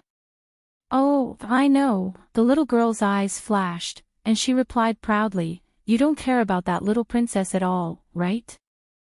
How about you support Levin to take the throne? The House of Clovardo has already lost its sword, so it's natural for it to lose the throne. History is a cycle, and the House of Cypher is already at the time of its revival. Besides, my brother is much more powerful than that princess of yours. That little princess only knows how to sell herself for a good price, marry a good husband, and revive the House of Clovardo. She's very superficial. The revival of a country can't be decided by just one family. How about it, I promise you that in the future, you won't just be a count, but people will call you a duke." If it was someone else who said those words to Brendel would have definitely punched that person to the ground, unable to get up. But it was a little lowly with a childish voice who was advising him in such a serious manner, he did not know whether to laugh or cry. This little girl had not even changed all her teeth, but she kept calling Griffin a little lass, as if Griffin, who was already 17 years old, was still wet behind the ears in her eyes. "Miss, if you don't want to go to the Empire, I can write a letter for you to prove that you're not feeling well. As for the rest, I'm really not interested in discussing it." Brando could only answer like this. But the little girl didn't seem to appreciate it. She shook her head and said, "I'm fine. I don't need you to write a letter for me. Besides, you haven't told me why you can read those words. I must find a way to figure it out." "All right, as you wish." Brando shook his head. "Didn't you say that you don't want to go to the Empire? How can you go back on your words?" But Chiara seemed to see the disapproving look on his face. She snorted softly and said, "I don't want to go to the Empire, and I want to go to the Empire." There's no contradiction between that. After that, she turned around and ran back to the carriage. She rudely used her hands and feet to climb up the mountain and said loudly to the Count's daughter who was sitting on the carriage, "Enide, I've changed my mind. I'm going to the Empire. You go back alone." "No need, Chiara. I'll go with you." The Count's daughter wanted to cry but had no tears. When did she say that she wanted to go back? But Chiara's words finally made her feel relieved. Fortunately, at least she didn't have to go back home and be confined. Although she didn't know why the young lady suddenly changed her mind, the Count's daughter couldn't help but have an indescribable good impression of the Count Tonagel whom she had never met before. Thank God, Martha was above. She secretly drew a god's mark on her chest. After Chiara and the Count's daughter returned to the team, the people who had been traveling for days enjoyed a rare night in the hotel where they could sleep peacefully. Although the incident of the Viscount being burgled in the city caused an uproar, after all, it had nothing to do with them. Although the guards probably couldn't wait to arrest all the merchants who had some assets in the city and then claim that they had cooperated to commit the crime, and then confiscate their property, they didn't dare to provoke this team with a strong background. The delegation stayed in Fort Tisco for half a day and a night, and set off early the next morning. It was said that the Viscount didn't find the mysterious burglar until the end, so the area around the Grey Mountain was filled with the legend of a mysterious nightingale for a long time. At first, the image of this nightingale was like that of a god in the sky, but later, no one knew how she got involved with the Count of Tonagel. Some people even swore that they saw the Count steal the Viscount's things with their own eyes, as if he was there when Brando was committing the crime. Over time, the image of this nightingale gradually spread to the image of a wise and astute little girl, but no matter which image it was, what they did was to rob the rich to help the poor, as if they couldn't find anything more meaningful to do every day, regardless of whether they had enough to eat every day. As for the things that the Viscount lost, there were many different opinions. Some said that it was a ton of gold, or a diamond the size of a fist. Some exaggerated said that it was evidence of the Viscount's treason with the enemy. Most of the people who harbored such malicious thoughts had some kind of enmity with the Viscount, but there was a general consensus that these things, if only they could get their hands on them, how good would that be? As it turned out, most people did not have the noble character to be a hero. After leaving Fort Tisco, the diplomatic group headed north, but they did not enter Corvado. Instead, they crossed the border between the Grey Mountain and the Balta Plateau, braving the biting cold wind of the Iron Thorn Mountain Road as they approached the kingdom's border day after day. After leaving the Grey Mountain area, there were endless mountains. There were no longer any human settlements in the vast rolling mountains. 3 days later, they passed by the vicinity of Winterclaw Fort. It could be said that they had bid farewell to the last area closest to civilization before reaching the Empire. After that was the snowy region that no one set foot in all year round, a natural forbidden zone between the Empire and the kingdom. Haruz told them some terrible legends about this region, such as the soft sounds in the wind at night were the whispers of the undead on the plateau, and the terrible wolf-like creatures on the plateau. He and his sister had lived in Winterclaw Fort for quite a long time, so he knew some of the local folklore very well. However, these stories scared the ladies in the diplomatic group so much that they did not sleep well for a few nights. After that, Brando and the young prince became unwelcome guests in each carriage. For Brando, it was an unexpected disaster. These days, Chiara had been pestering Brando to find out why he knew the meaning of the ancient words. Of course, Brando could not come up with a lie like, "If you are all cavemen, then I am at least a Homo sapiens from the future." However, during a casual conversation, when the little girl from House Cypher asked about his master, he, as usual, used the excuse that he learned from the Bugis. Unexpectedly, this excuse worked wonders. After that, Chiara disappeared and hid in his carriage with the Count's daughter all day long. It was only later that Brando found out that she was plotting how to steal the knowledge of the Bugis from him. This so-called truth made him want to cry, but no tears came out. The others in the diplomatic group were not as hardworking as the eldest daughter of House Cipher.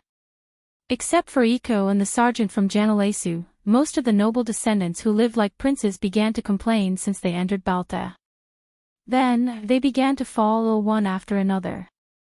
The first one was the meatball, Mr. Ephraim. Because he was greedy for some unclean game, of course, he asked his servant to find a way to find it. He began to vomit and have diarrhea. Fortunately, there were still clerics in the diplomatic group who took a day or two to calm him down. Then, it was the 7 or 8-year-old little girl from Duke Grenoire's family who had a high fever. In the end, Brando, the leader, seemed to have played the role of a nanny. Although it sounded good to let the little girl hold his hand and call him brother with teary eyes, the price was that he did not sleep well for a few days. After the diplomatic group crossed the last mountain on the border of Balta, everything seemed to have quieted down involuntarily. Because everyone knew that the fortress of the Black Sword was in front of them. Since the beginning of the last era, that was the gateway to the empire, the last checkpoint in the north of the kingdom. Majestic mountains traversed the north and south, connecting the two kingdoms together. In the southeast of the empire, there was a huge mountain range, part of the White Mountain Range. This mountain range traversed the entire southern part of Saint Ausol. At the end of the west, it crossed the southernmost part of the wilderness of the Four Territories, forming an undulating mountain range. In the center of the mountain range, there was snow all year round, and there were even many large and small black forests. This was a paradise for archaeologists and explorers. The Dirut Mountains were named after the first Wind Elf king. To the west of the mountains was the famous Anzaruta region. This name alone may be confusing, but it had another name, the home of the Highlanders, the home of the Long Blade Lords. To the east of the Dirut Mountains was the starry Abyssal Sea. Along the coast of the Abyssal Sea were duchies and kingdoms of various sizes. Antiburo was one of them. To the north was the famous wilderness of the Four Territories, the four-leaf grass plains, the birthplace of the Wind Elves and the Cruz people. At the same time, it was also the place where the Sacred Covenant was made. The Balta Plateau was just the southern tip of this famous mountain range. The mountain range gradually leveled off in the direction of the Corvado Plains, and together with the eastern end of the Broken Sword Mountains, it formed a famous mountain pass. This was the fortress of the Black Sword. On this day, the diplomatic group finally saw the insignificant fortress between the two peaks from the high ground. But everyone knew that when you really came to the fortress, you would be deeply shocked by the wall that was more than 20 meters tall. That was the Imperial Wall. Chapter 906. In the wilderness south of Anzaruta and the border between Balta and Anzaruta, most of the undulating ridges only had this kind of dark rock. There was little vegetation, and the higher elevations were covered with white snow all year round. Below, there was only sparse Eurasian heather or similar shrubs that formed a tundra grassland, scattered on the ground like a thin layer of volcanic ash. A majestic fortress stood between the two dark mountains. The walls were more than 60 feet high and were made of square stones. The empire's flag fluttered on the 4 watchtowers. From these towering towers, one could easily monitor every valley within a radius of 10 miles. The observation room was also equipped with rotating ballistas and wizards. There was also more than a squadron of crossbowmen, who could shoot the enemy from the air through the holes in the towers. The fortress was also equipped with an air force. The Frontier Legion stationed here had griffins and wyverns, as well as elite Pegasus Knight. They would ascend to the sky as soon as possible after confirming the enemy's situation, guarding the airspace above the fortress. Brando withdrew his gaze from the huge iron cages on the walls. Those were the Griffins' cages. The Griffins locked in them were the air force of the early warning unit on the walls. They could be used for reconnaissance and interception. Not far from those iron cages was a towering giant door. This giant door was more than 50 feet high from the ground to the top. It opened in the middle and was completely made of cast iron. In order to cast this iron door, the crew's craftsmen used precast iron workpieces to assemble it together. The wizards used magic to mix them together. The purpose of casting this iron door was to fully unleash the impact of the dragon cavalry inside the fortress. There were 2 regiments of dragon cavalry inside the Black Sword Fortress. When the crews needed them, they would let the dragon cavalry line up behind the door and open the main door to attack the enemy outside the fortress. The flat slope outside the Black Sword Fortress was also artificially paved. It was originally a steep valley, but it was filled up by Duke Semple and turned into what it was now. Romaine stood beside him, holding his arm tightly with her little hand. She was also looking up at the majestic wall. She slightly opened her mouth and sighed. "It's so high, Brando." The outer walls of the Black Sword Fortress were raised during the Year of Glory. Before that, the main wall was no more than 35 feet high, not much different from the outer walls of Monsteros. During the Year of Frost, the Highlanders led by the Longblade Lord attacked this place with the support of the Erewhon. During the Year of the Tiger Lizard, the crews recaptured this fortress and began to rebuild it. The construction of the stronghold lasted for 30 years. It wasn't until the Year of Summer when Duke Semple completed the front ramp that the stronghold was completed. Brando explained to her. This knowledge was not rare for a veteran player, but the little Roman was stunned. She had never heard of this before, but after hearing the words of the person beside her, she felt that Brando was the most knowledgeable person in the world. She was a little proud, but also very curious. "Can someone really conquer this place, Brando? This wall is so high, can they climb it?" Even though the Black Sword Fortress isn't the strongest fortress in the Empire, it's still one of the best in the southern regions of the Empire. However, this city has indeed been attacked by Awin's people twice in history. The first time was during the war when King Eric helped the Highlanders capture Anzaruta.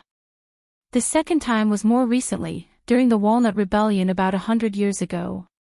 At that time, the Highland Knights of Balta captured this fortress after repelling the invasion of the Empire.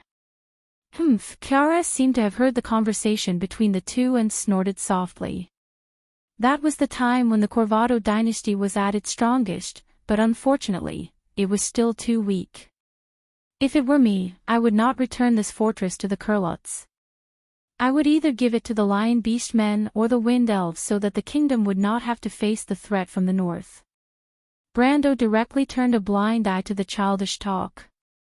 He noticed that the other envoys were also curious about this matter. He nodded and replied, "That is indeed the case." The Black Sword Fortress was first built in the Year of Moss of the Chaos Era. It was completed at the beginning of the First Era. In history, it has only been conquered twice, and both times were accomplished by the Erewhon. That is because other countries would not take a detour to attack the Empire from Erewhon's territory. Chiara curled her lips and replied. The fat man, Ephraim, asked curiously, "Leader, do you mean that our Erewhon actually defeated the Empire?" "What do you mean?" Brando was stunned. "What I mean is, Leader, how could Erewhon defeat the Empire?" "You must be mistaken, right?" the fat man said loudly as if he had heard a funny joke. Brando was almost angered to death by his words. He replied snappily, "Why do you think that Erewhon has never defeated the Empire?" He did not even have the strength to look down on this guy's ignorant historical knowledge. Let's not talk about the large and small battles in the past hundreds of years. Although the Cruz Empire was strong, they were not invincible. There were many examples of them being defeated by the Erewhon. Less than 5 months ago, he had beaten the Holy Cathedral of Fire and the Empire's expeditionary fleet in Ampere Seal and taught them a lesson. Yet, this guy ignored this war. He could not help but feel depressed. He could not help but wonder what this guy, as a descendant of nobles, had learned in Karsuk. However, Ephraim was still stubborn. He spread out his hands and asked, "But the Empire is so big. Erewhon is just a small country at the border. It can't even compare to a province of the empire. How can we defeat them? Commander, I don't believe you when you say that we, the people of Aween, have defeated the Kurlots before. There are many such examples in history. In fact, it's just a small conflict, and they claim it as a great victory. I've seen this kind of thing many times in Karsuk.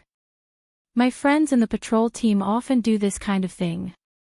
The glory that the royal family preaches must not be fully believed. It's just to maintain the legitimacy of their rule. Comparing the patrol cavalry of this era to the Highland Knight of the War of Walnut, this idea was very avant-garde. Brando could not help but marvel at this guy's way of thinking. He could not help but answer, in that case, why do you think we are standing here today, representing Erewhon to the Empire? The Kurlotzians would never ask their provinces to send envoys to pay tribute to His Majesty. Ephraim obviously did not consider this question. He was stunned by Brando's question and could not help but frown and think hard. At this time, Duke Viro's daughter, the 17 or 18-year-old girl, spoke up, I think it's because the Empire doesn't need a remote place like Aween. Other than our kingdom, aren't there many other kingdoms and duchies under the Holy Cathedral of Fire, and the Empire hasn't made a move against them either. My teacher often told me that if the Empire had the heart, Erewhon would have become an autonomous region like Anzaruda. By then, we would all be nobles of the Empire. Am I right, Count? Yes, my foot. That damn teacher of yours better not let me meet him. Brando said in his heart. But when he looked at the expressions of the other people in the diplomatic group, he found that except for outsiders like the Roman, Metasha, and Hippamra, most of them seemed to agree with this statement. Of course, those who truly understood the history of the kingdom were excluded. For example, the Shire and Chiara, both of them had a look of disdain on their faces. What made Brando curious was that he saw a similar look on Yuta's face. At this time, Chiara finally could not hold it in anymore. After all, she was a former member of the royal family. Upholding the legitimacy of the kingdom was also upholding the reputation of her family. She coldly sneered, the war between the Empire and the Erewhon Empire since the end of the Dragon Age was also a good show. It was so that the Erewhon Empire could become independent from the Empire and establish our own kingdom. The nobles of the Cruz Empire are rich in the spirit of helping others.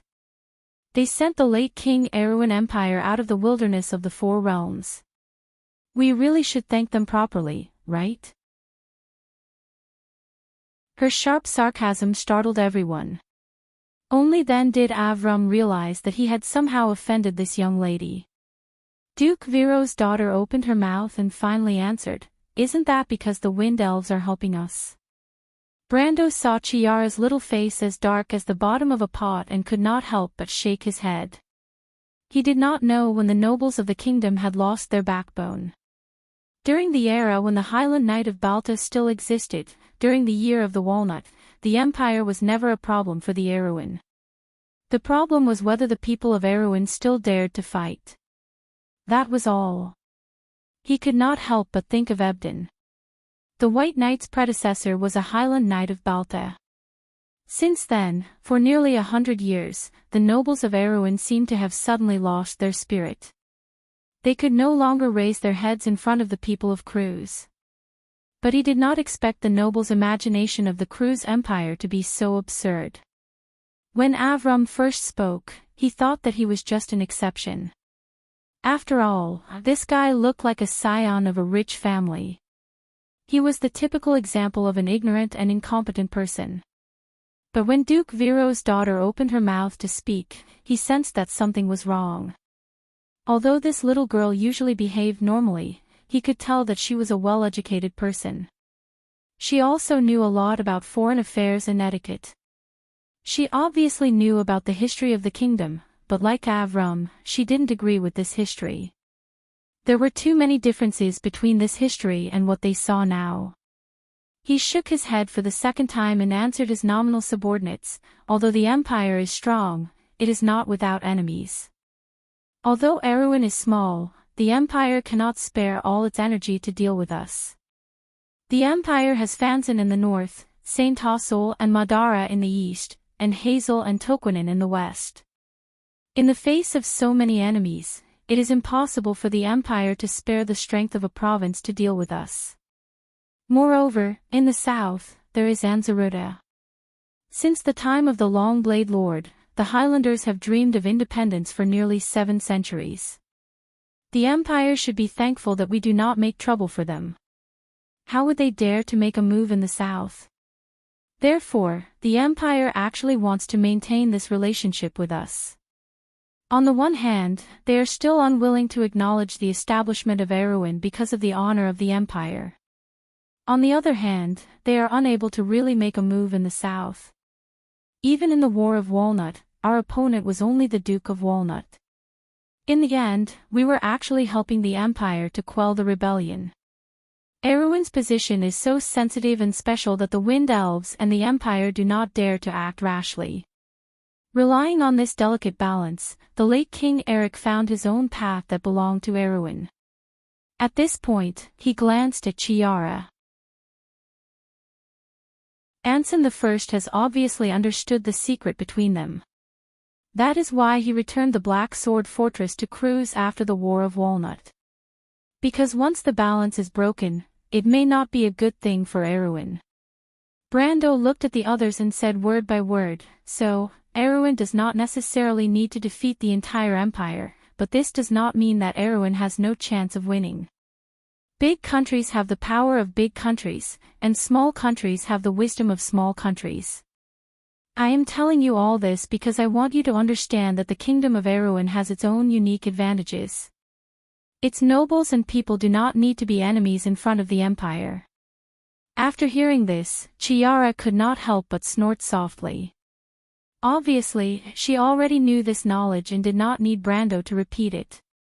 As for the others, including Avram and Duke Viro's youngest daughter, most of them were hearing this for the first time, so they were skeptical.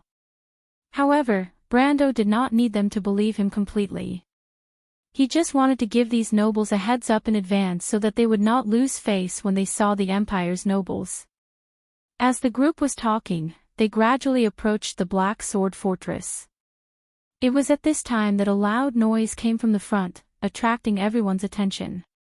The noise started with a row of neat footsteps, followed by the sound of heavy horse hooves.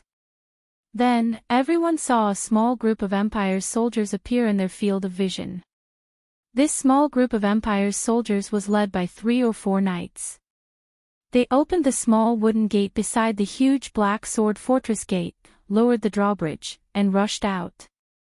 The few knights shouted and suddenly ordered their men to rush towards a caravan outside the fortress.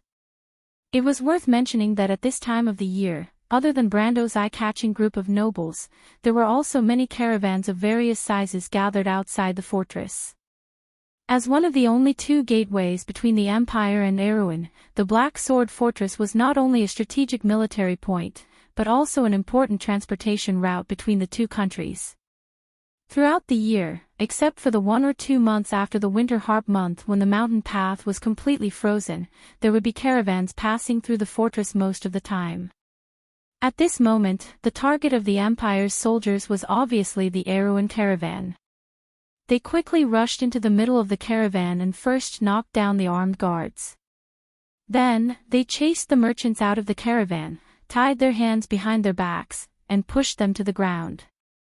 After that, the Empire's soldiers returned to the middle of the caravan and used their field swords to cut the ropes on the carriages and threw the goods on the ground one by one. Not long after, they found a lot of people from the carriages. There were men and women, old and young. The Empire's soldiers herded these people together. Most of these people were dressed in ragged clothes, shivering in the cold wind. The women and children among them were so scared that they cried loudly.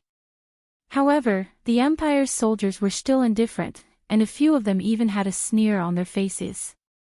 At first, Brando thought that he had encountered a melodramatic scene, but he soon realized that it was not the case. But before he could say anything, the Count's daughter behind him was already scared out of her wits. Miss Enide looked at the scene with a pale face and couldn't help but ask in fear, what the hell is going on? Seeing this scene, Chiara pursed her lips, but was unwilling to speak. Among all of them, Duke Viro's daughter was more knowledgeable. She explained to the others in a low voice, "These people are refugees." "So that's how it is." Brando finally understood. Ever since Erwin's royal faction lost power in the Frost upheaval, the kingdom had been in turmoil. This turmoil in the entire kingdom was manifested in the chaos of war. The struggle between the royal family and the local nobles was only a small part of it. When the central government gradually lost its binding power, the conflicts between the local lords became the first to become acute. Whether it was for the sake of competing for territory, population, or support, large and small wars always continued. This situation was not so intense in the south. On one hand, it was because of Madara. On the other hand, after the Battle of Ampere Seal, the north was temporarily assigned to the eldest son of the king. North of Cypher, the nobles seemed to have lost their order for a while. In these areas that were under the influence of the royal family of Kovardo, the royal family of Cypher, the Wind Elves, and the Holy Cathedral of Fire, war seemed to have become a daily necessity. And with the war came a large number of refugees. A small number of these refugees were accepted by Tonajol, but more of them flowed to the north, to the Empire. For the Empire, this was not a big deal. The refugees needed to find a place to provide them with a livelihood, and the Empire was happy to accept this labor force. But the problem was, with the increasing number of refugees, not only did it bring benefits to the Empire, but it also brought troubles and burdens. The direction where the refugees migrated to originally had residents, and the nobles of the empire could not accept all the laborers. The remaining idle people gradually became a hidden danger to the local public security. Coupled with the fact that the arrival of these refugees harmed the interests of the local residents, over time, these refugees became synonymous with unwelcome in the empire. Since then, the people of Cruz began to refuse to accept these refugees into the country. What was happening in front of them was obviously such a scene. "Sister, what will happen to them?" Among all of them, the youngest Loli of the Grenoir's family looked at the scene with some fear and asked. "They will be treated as thieves and vagabonds, tied to a pillar here and shown to the public, and then driven back." The descendants of the Erewhon nobles showed some embarrassment on their faces. What a disgrace, the face of the kingdom has been lost by these lowly people. Avram could not help but mutter angrily, "No wonder the nobles of the empire always act superior in front of us."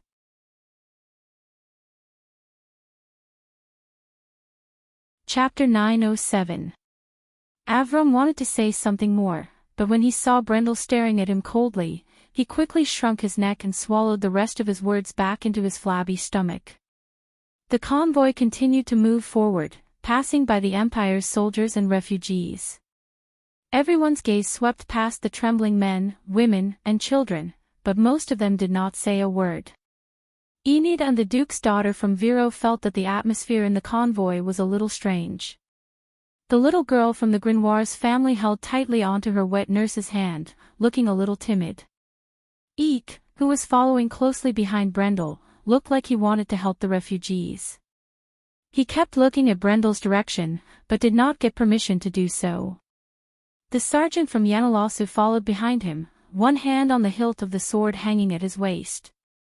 His eyes were fixed on the imperial soldiers. Kiera, on the other hand, looked on coldly from the sidelines. This little girl with an extremely uncoordinated large scholar's hat stood beside Enid and watched all of this with a cold gaze that was far beyond her age. Occasionally, her expression would reveal a mocking expression towards Avram and the others. The Shire, Hippamra, and Metasha had their own thoughts, but they stood behind Brando, waiting for orders. Yuta looked at the refugees and frowned slightly. She had seen too many of such scenes in this kingdom. Brando didn't even look at the refugees. His eyes didn't even linger on the imperial soldiers. He pursed his lips and led the convoy through the chaos with a cold face. The imperial knight who passed by him was ignored as if he didn't exist. Although the people in the diplomatic party had been together for almost 2 weeks, they still weren't familiar with the temperament of their commander. They only knew that he was a close vassal of Her Highness and that he was as powerful as Duke Erek in the past. Whether it was Avram or Duke Viro's daughter, most of them were warned not to offend this count who was bound to be powerful in the future. Therefore, if Brando didn't say anything, they didn't dare to act on their own. The convoy remained silent as they approached the towering gate of Ebon Rampart step by step. The diplomatic party quickly passed by the caravans. The refugees who were detained had long been left behind. For a moment, only Eek was still looking at the back of the convoy reluctantly. He frowned and didn't try to hide the anxiety on his face, as if he didn't understand why the Count, who he had always respected and was full of knight spirit, didn't let him do anything. However, Brando's image in his heart had already reached an unattainable height.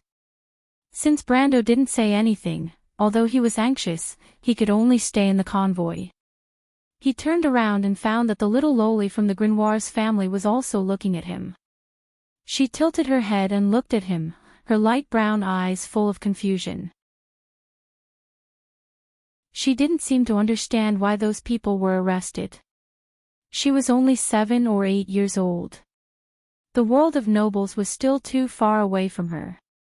The scouts in front of the diplomatic party had already reported to the people of Cruz, so at this time, the people of Cruz also knew the origin of this noble convoy.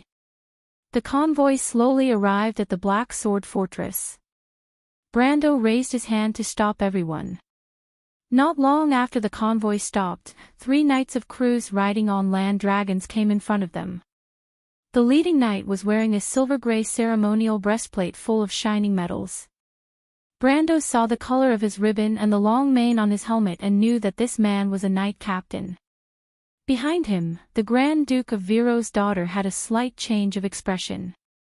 According to the normal etiquette of the Holy Cathedral of Fire to communicate with the subordinate countries, the Empire should at least send the deputy of the highest official here to verify the identity of the official envoys and welcome them into the city. Now, Cruz sent a mere knight captain to replace them, which was blatant arrogance. This was not the first time such a thing happened. As early as 3 years ago, when Cruz's envoys went to the Empire to meet the Emperor to celebrate the new year, they were treated like this. Perhaps even earlier than that. Long before the Year of Frost, the kingdom's envoys seemed to have been used to this kind of disrespect. But in the past, when the Grand Duke's daughter read about this from the history books, she only felt that Erewhon's national strength was weak and that it was natural for a behemoth like the Empire to be superior in front of him. But now, when it was her turn to experience Cruz's disrespect, she could not help but feel a sense of resentment in her heart. But she was sensible enough not to say anything. The others in the convoy more or less felt that the atmosphere was a little strange, but except for Chiara and the Shire, the others had limited understanding of diplomatic procedures, so they could only wait silently for Brando to make a decision. Brando had already expected this. He gently patted the still ignorant Avram's shoulder and asked the meatball to submit the document. It was only then that the latter reacted. He quickly took out the document and the seal ring, and respectfully presented them to the Knight of Cruz with both hands. He was so humble that even the sergeant behind E could not stand it and showed a look of dissatisfaction. But the Knight of Cruz did not appreciate it. He impatiently took the document, glanced at it, and then threw it back to Avram. These few movements made even the most ignorant Avram realize that the document in his hand was Erewhon's letter of credence. If the other party was a marquis of the Empire's border, he would not dare to say a word even if the letter of credence was thrown back in his face. But the other party was just a small knight captain. Strictly speaking, he was not a real noble. He could not help but stare at the other party with his mouth agape. He did not understand where the other party's confidence came from. But the Knight of Cruz ignored him. He looked at the meatball with disgust and waved his hand. "Come with me." Avram stood there and did not dare to move. He subconsciously turned to look at Brando. This was no longer the etiquette that the Empire should use to welcome other countries under the rule of the Holy Cathedral of Fire. Or rather, there was no etiquette at all. No matter how stupid he was, he knew that if he acted on his own initiative, the crime of a diplomatic breach would fall on his head. But the meatball found that Brando did not seem to see him and stood there motionless. Helpless, he could only tremble with fear and said to the Knight of Cruz, "Sir Knight, this doesn't seem to be in accordance with the rules." He hoped that it was a moment of carelessness on the part of the people of Cruz and forgot about diplomatic etiquette. But to his disappointment, the knight looked at him coldly. "It's a time of war now. We can't open the Knight's Gate to welcome you. If you are not satisfied with anything, you can choose to take a detour or go back the way you came." Note: the Knight's Gate was the name given by Duke Semple to the front gate of the fortress in honor of the soldiers of Cruz who died in this fortress. Go back the way you came. Avram was sweating profusely. At this moment, he had really seen the arrogance of the Krolutzians. He used to think that this was natural. This world respected strength, and the Krolutzians' fists were big and hard enough, so showing such an attitude was tolerable. But when he enjoyed this arrogance, he realized how hateful it was. If he could, he wanted to punch the guy in front of him in the face and then throw a punch at the damn Count Tonigel's face. Of course, this was just a thought. Even if he had 10 times the courage, he wouldn't have the guts to do it. But when he was in a dilemma, Brando finally opened his mouth. "Avram, tell him that we can't go back." Avram's voice was holy. He hurriedly looked back at the people of Cruz. The knight seemed to have expected this. He couldn't help but smile contemptuously. "Then please follow me, Sir Envoys." He deliberately emphasized the word, Sir Envoys. Coupled with his heavy Cruz accent, his words were full of sarcasm. This sentence made Avram's heart tremble. He was afraid that the arrogant commander would not be able to hold back his sarcasm. Other than him, the other people in the envoy group also frowned, especially Count Janalesu's right-hand man behind Eek. As a soldier, his right hand was already tightly gripping the hilt of his sword. Although Avram was famous for being a hedonistic aristocrat in Karsuk, he still had the ability to observe people's expressions. Naturally, he could sense the tense atmosphere. He wiped his sweat and kept glancing at Brando. He wanted the Count to make a statement, whether he was dead or alive. But unfortunately, Brando still stood there motionlessly as if he didn't hear the words of the Knight of Cruz. This time, the Knight of Cruz finally realized that something was wrong. He directly ignored the fatty in front of him and raised his head to look at Brando strangely. He realized that this was the leader of these Aruan people. Although he didn't know who the other party was, it didn't stop him from speaking. He replied with some arrogance, "What's the matter, everyone? Are you going to stay here forever?" Brando glanced at the guy. He had already gotten used to the arrogant faces of these Cruz people in his previous life. Central nobles like Veronica, Lenoret, and Brund were slightly better, but these Cruz soldiers at the border had more chances to interact with the Aruan people. It was as if the trembling refugees and the Aruan nobles had already spoiled their temper. Therefore, this group of people was almost the most arrogant group of people in the empire. In their eyes, the Aruan people were only a little higher than beasts. This attitude became especially obvious after the First War of the Black Rose.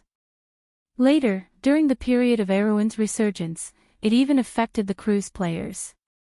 Dealing with the Cruz Empire of that era was simply a matter of infuriating for the Aruan players.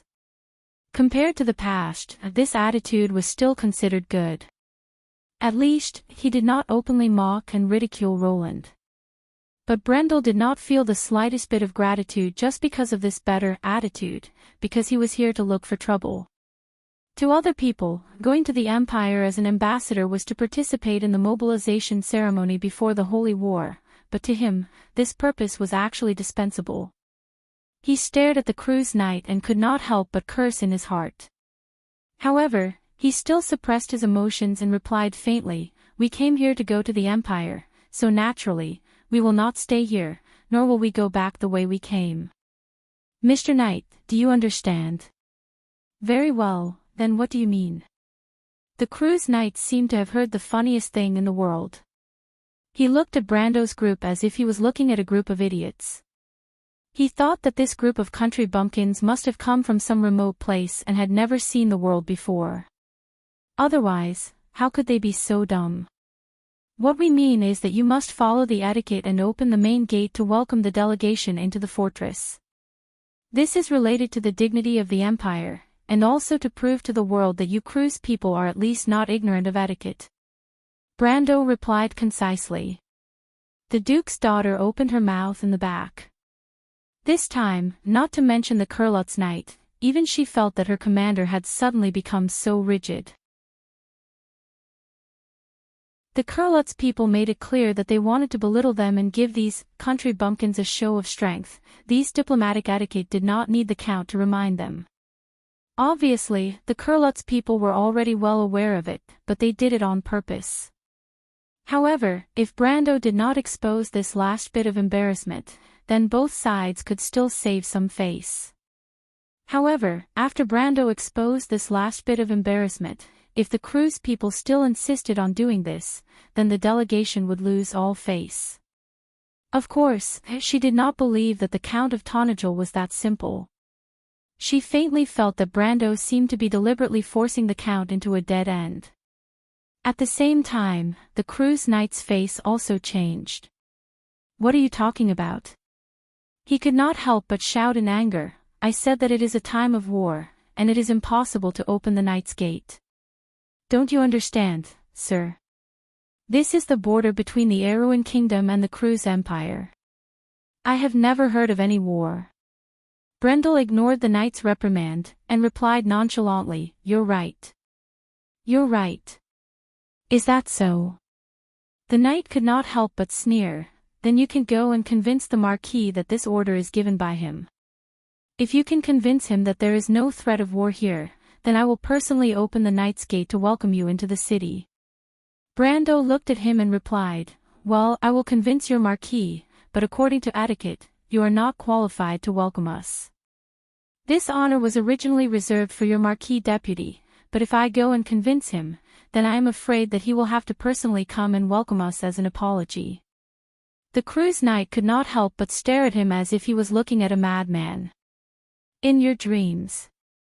He finally said, Well, if you don't want to go in with me, then you can wait here. Of course, you are welcome to persuade our Marquis at any time. After that, he left Brando's group and returned to the fortress with his men. It seemed that he really did not want to bother with these Erewhon country bumpkins. After the Curlutzians left, Avram, the Duke's daughter, and the others subconsciously looked at their leader.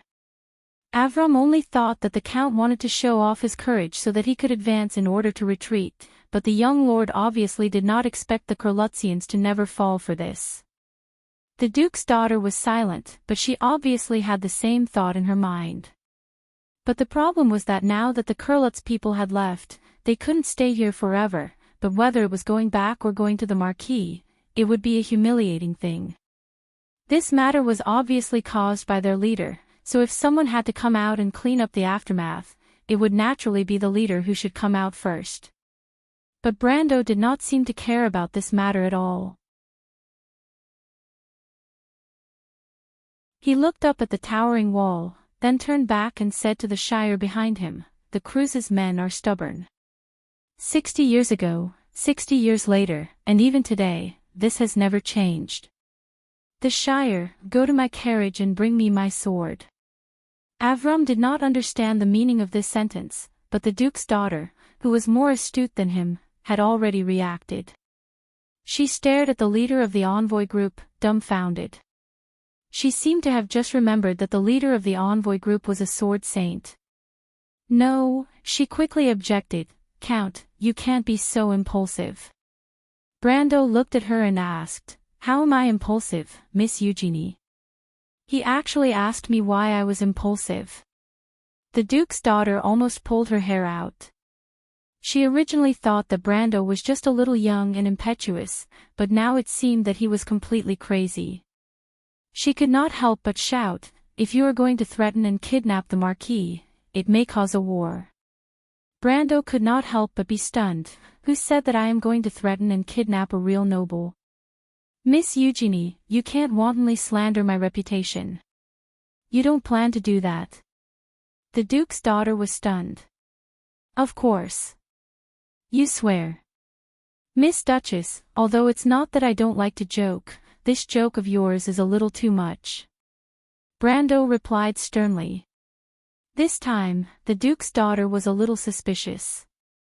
She could not help but stare at Brando suspiciously. But Brando really did not plan to kidnap that bullshit Marquis. First of all, he did not know where the Marquis was. He could not go in and out of this fortress 7 times. But at this time, the Shire had already brought his sword. This sword was not the black Halran Gaia that he was used to using, but a crystal-like sword that seemed to be carved out of ice. Brando took the sword and weighed it in his hand, then raised his head and stared at the fortress that had a history of nearly 400 years. "You have to understand one thing, Miss Eugenie," Brando replied, "I never do such troublesome things." After saying this, he raised the sword and waved it at the gate of the fortress. A bright silver line seemed to rise from the ground, and in an instant, it slanted and pierced through the clouds.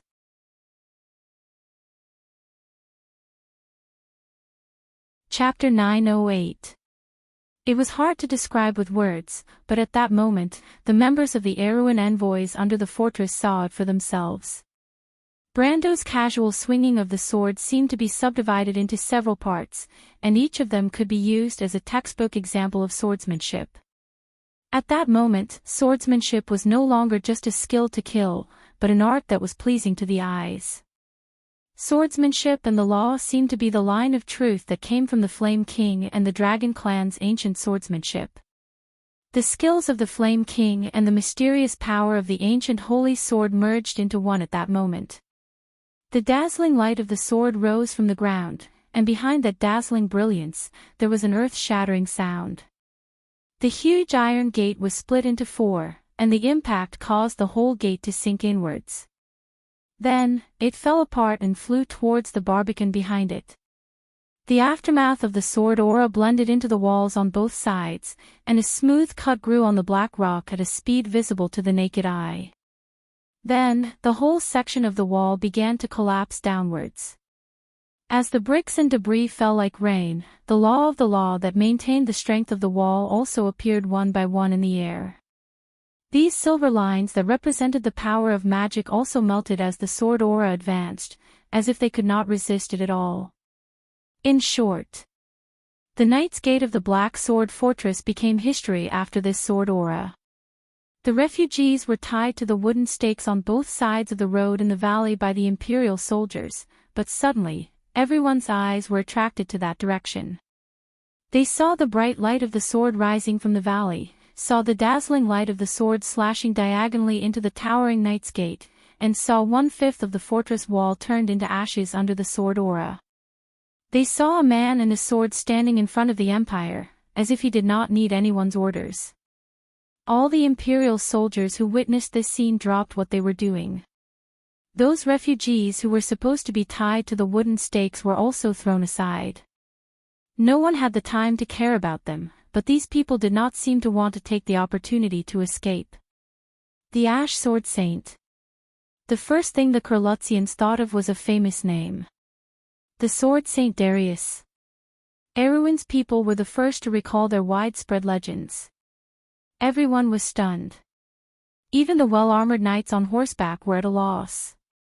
It seemed like the fortress was under attack, but it was beyond their imagination. It was not their fault. The last time the stronghold was attacked was recorded in historical documents. It was so long ago that it was like a fairy tale. Some people would have thought that this legendary event would happen again in their lifetime. The small group of Imperial soldiers outside the fortress froze in place as if they had been bewitched, but the nobles around Brando weren't any better. Duke Viro's daughter, Miss Eugenie, had turned into a puppet. All her movements were frozen at the moment before Brando drew his sword. Even her eyeballs seemed to have lost their ability to move. She just stared at Brando, but it was hard to tell whether she was looking at a madman or an idiot. Avram was scared out of his wits. The ball-shaped creature's mouth was wide open. Judging from the look of shock on his face, even if someone threw a pigeon egg into his mouth, he wouldn't notice. BB count. Miss Enid seemed to be so scared that even her voice was trembling. Even Chiara couldn't help but look at Brendel as if he was a monster. Do you know what you've done? Brando withdrew his sword and did not answer their questions. At this time, the door of Dilferi's carriage in the convoy behind opened a crack, and the little Prince Haruz finally couldn't help but poke his head out and asked cautiously, Teacher, Miss Dilferi asked you what happened? Nothing. Brando replied. Nothing. Eugenie finally reacted.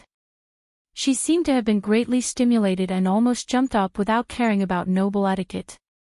Do you want to declare war on the Empire? The princess's words seemed to be stuck in her throat as she suddenly remembered something.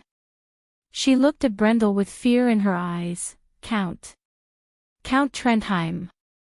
Count Trendheim. Count Trendheim, my lord, don't tell me you really. But before she could finish her sentence, she was pulled back by Brendel, because a glaring sword light had appeared between the two of them. Brendel raised the frost chant and blocked the sudden longsword, and the sound of metal clashing against metal could be heard as the two swords clashed against each other. With the sword as the center, silver and golden lines extended at the same time. The lines of law were like a curved shield, completely blocking the attack on the other side. The golden raindrops fell on Brando's silver net formed by the lines of law, but did not penetrate it at all. Cruz finally reacted. This sudden attack was completely out of the Duke's daughter's expectations. She was shocked and naturally swallowed the second half of her sentence. Brando, on the other hand, understood the origin of his opponent in this short exchange. Golden Sacred Flame. His opponent was also an elemental rank. But unfortunately, he was still far from being able to catch up to him. The exchange of swords happened in an instant. Brando snorted slightly and swung his sword a second time in an instant, hitting the man's sword. The man immediately screamed, "Truths." He flew back towards the city wall and crashed into the rubble that was filled with smoke and dust. There was another Kurlutz knight who was about to rush over from the direction of the collapsed walls, but when he saw Brendel's sword, his expression changed and he stopped in his tracks. He asked Brendel fearfully, "Who are you, and why are you attacking the Empire?" Brendel sheathed his sword and silently returned the frost chant to its slender scabbard. This crystal scabbard was specially made by the wizards of Buga. Originally, Brando did not need it, but these craftsmen were all perfectionists. They loved this legendary sword so much that they could not bear to part with it. They could not wait to make a complete set of equipment, from the scabbard to the sword holder. However, it was a pity that even the silver citizens were unable to repair this legendary holy sword. Brando put the scabbard back in the Shire's hand, then picked up Halran Gaia and looked back at the knight. The armor on his body was obviously not cheap. The accessories on the armor were basically made of pure gold or real mithril, not gilded fake. He also wore a knight's badge, but like most people, he did not wear a knight's badge. He did not like to wear a helmet, revealing a head of light golden shoulder-length hair. He looked like a middle-aged man in his 50s or 60s. Brando could tell at a glance the identity of this person. The Frontier Legion stationed at the Black Sword Fortress in this era should be the noble army from Rogeria. The commander of this army was Marquis Sova Bridgewell, and the Legion had 3 elemental rank masters, Fire Wolf Ivan, Imperial Sword Rovak, and White Shadow Fana. The person in front of him was Imperial Sword Rovak. Although Brando had not dealt with this person in his previous life, he knew that his elemental element was the rarer water element in Cruz. He was also good at Cruz's knight and noble swordsmanship. He also mastered this Rogeria's secret swordsmanship, which was also an intermediate-level swordsmanship. This person was good at swordsmanship, but he was very cautious and meticulous in his actions. In fact, although there were many elemental awakeners in the Empire, they were not cabbages after all. Among them, most of the players in Cruz and the countries under the Holy Cathedral of Fire were still familiar with their names. After Brando recognized this person, he could not help but look at him curiously. In his previous life, this person was a legendary figure among the Erewhon players. Of course, this legend was not about how strong he was later, but because he was one of the 6 elemental awakeners stationed at the Erewhon border of the Empire. It should be known that in this era of history, the entire Erewhon Kingdom's elemental awakeners were only a few people. There were no more than 10 people in the north and south. And these people, in the eyes of the Year of the Sword, who was just a newbie at that time, were all existences that he had to look up to. But today, one of these legendary existences was casually sent flying by him. If he guessed correctly, the guy who controlled the golden sacred flame element should be the Firewolf AI fan. Then, the Imperial Sword Rovak was also frightened by the power of his sword and did not dare to make a move. Brando looked at Rovak, who had a serious expression, and for a moment, he could not help but have such a strange thought in his mind. After sighing, he shook his head and replied seriously, "Mr. Rovak, you should know who I am. As for why I am doing this, Mr. Rovak, you should understand. But then again, now that things have developed to this point, if I want you to persuade your Lord Marquis, let him bring people to welcome the Kurlut's envoys into the fortress. Do you think you can still do it?" In contrast to Brando's understanding, Rovak was extraordinarily serious. His strength was on par with the Firewolf AI fan.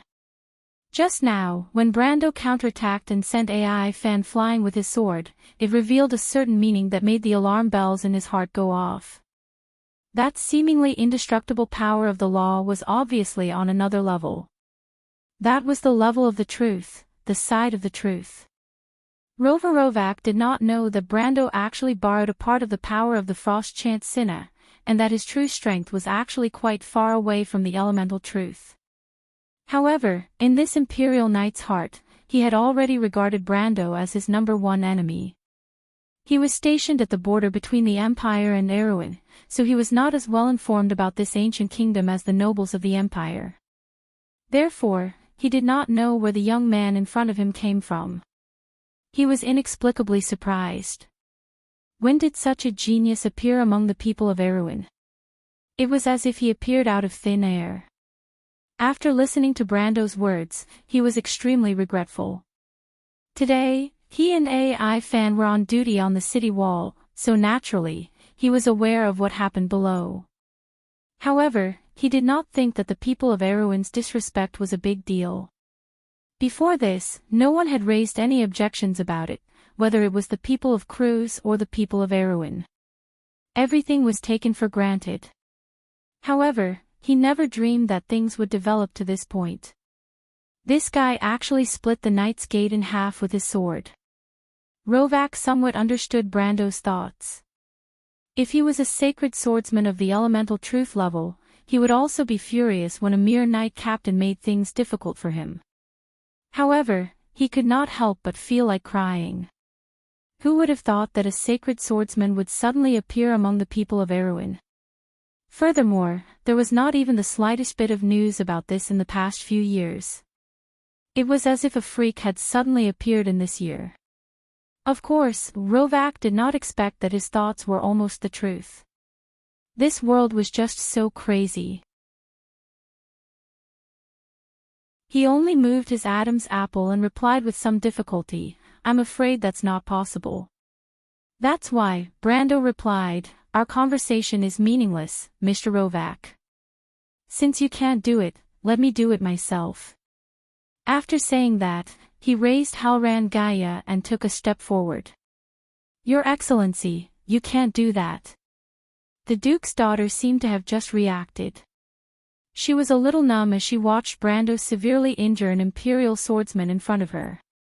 He also scared the other Imperial swordsmen to the point of stopping. Of course, she knew these two people, but she was more willing to admit her mistake because everything in front of her was just too crazy.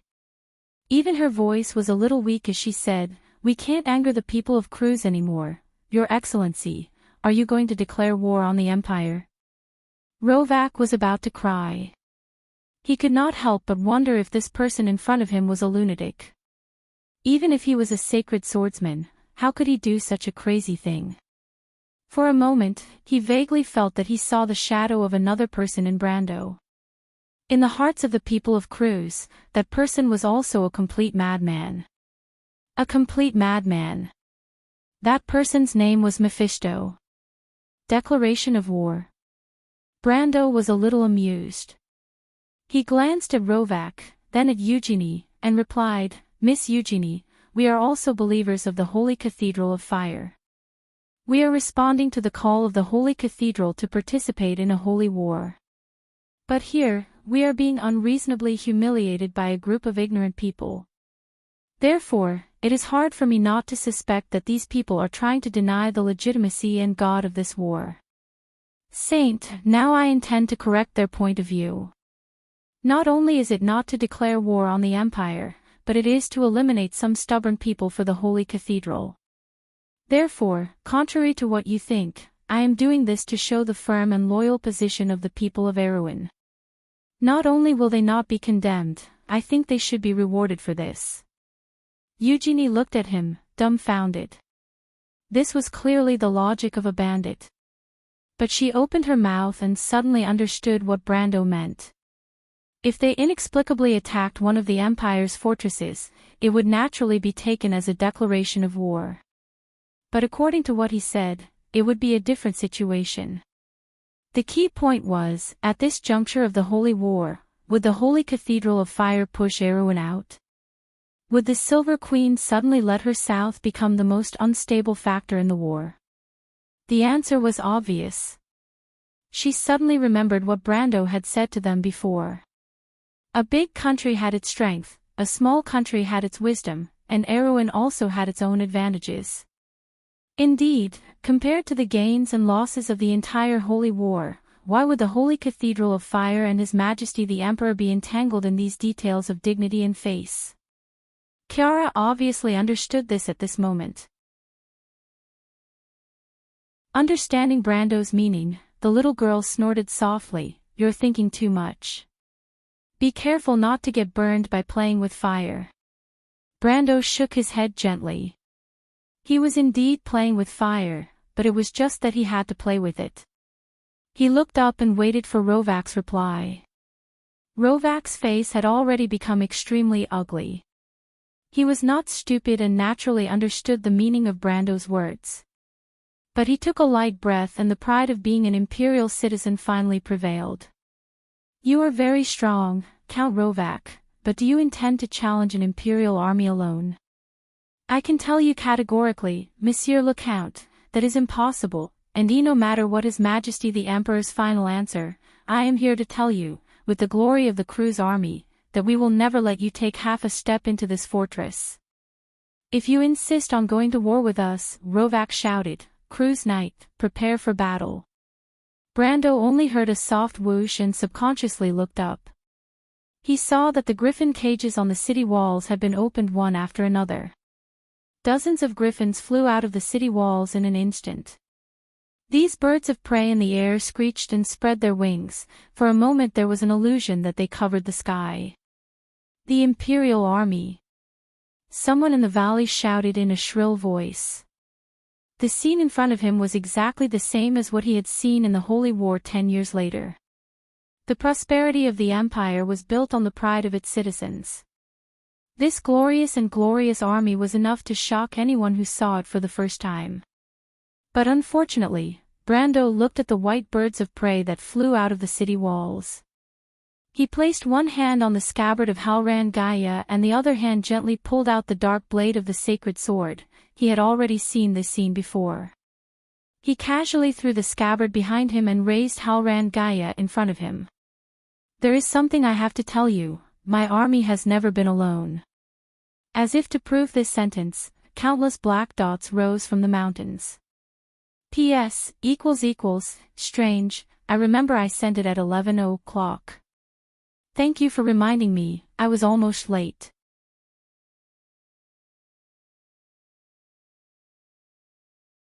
Chapter 909. What rose from the mountains were magical creatures that were sculpted from rocks into flying monsters full of power. They had the head of a goat and the body of a human.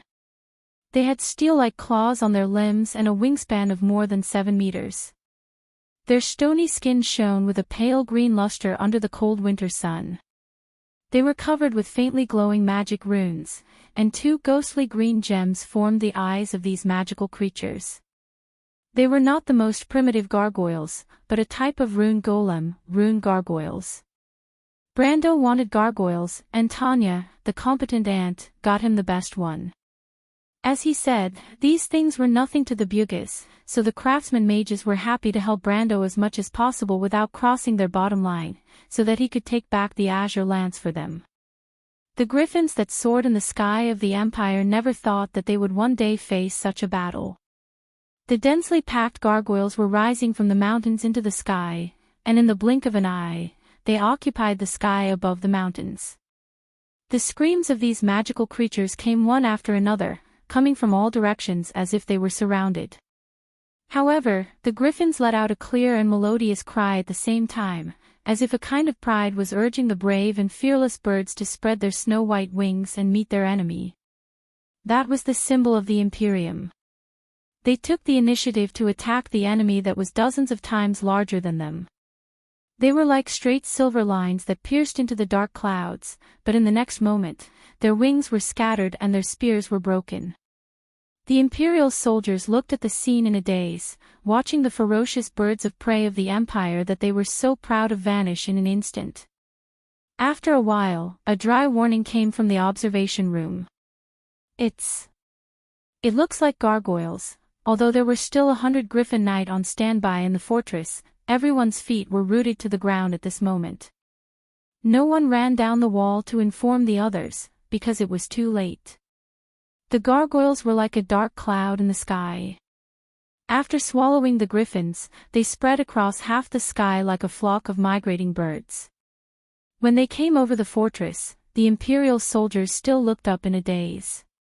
It was not until the first rock fell from the sky and smashed the battlements into pieces that they screamed and reacted. A disaster was imminent. Under the preset command, the gargoyles split into 3 as soon as they entered the sky above the fortress, and 3 huge arrowheads in the air pointed in different directions.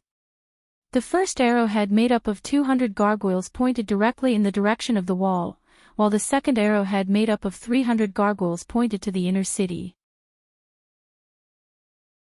The remaining gargoyles made up of the largest arrowhead went straight to the headquarters of the Griffin Knight in the Black Sword Fortress, as if they already knew where it was.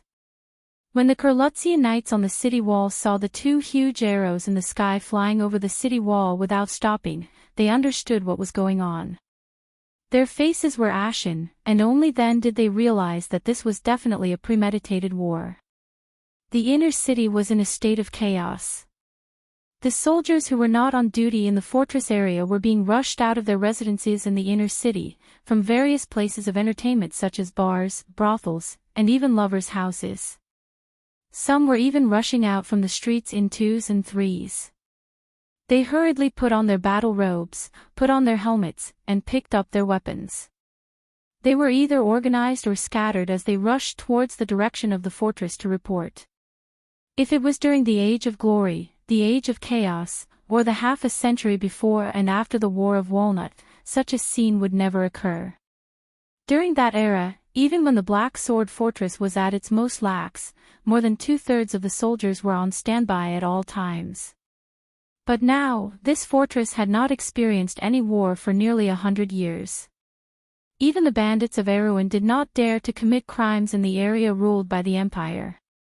After a long period of slacking, they had long developed a habit of being arrogant and condescending. The Empire's soldiers were gathering from all directions. Although they were not worth mentioning compared to their predecessors, the last trace of honor and discipline of the Empire's soldiers prevented them from completely messing up. Overall, their reaction was much better than the noble soldiers of the south of Erewhon. They were even not inferior to the Black Blade Squad and the Coast Guards that Brando had seen in Ampere Seal. These Rogelia soldiers wearing red and white battle robes gathered under the urging of the bugle and were about to enter the fortress area.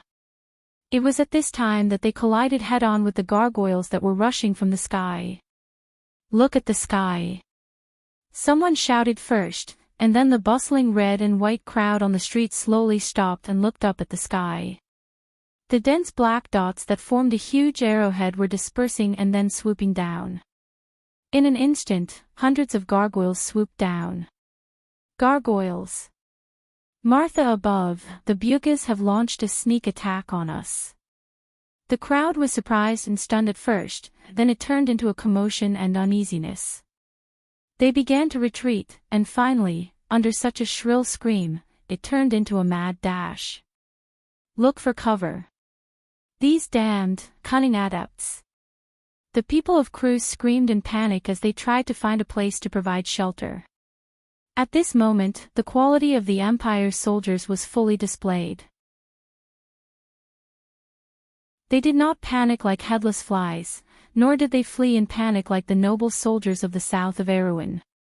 Once the Cruz knights found eaves, low walls, stacked boxes, or other temporary shelter along the street that could provide shelter, they immediately pulled out their weapons and waited for the first wave of attack from the unknown air force before launching a counterattack.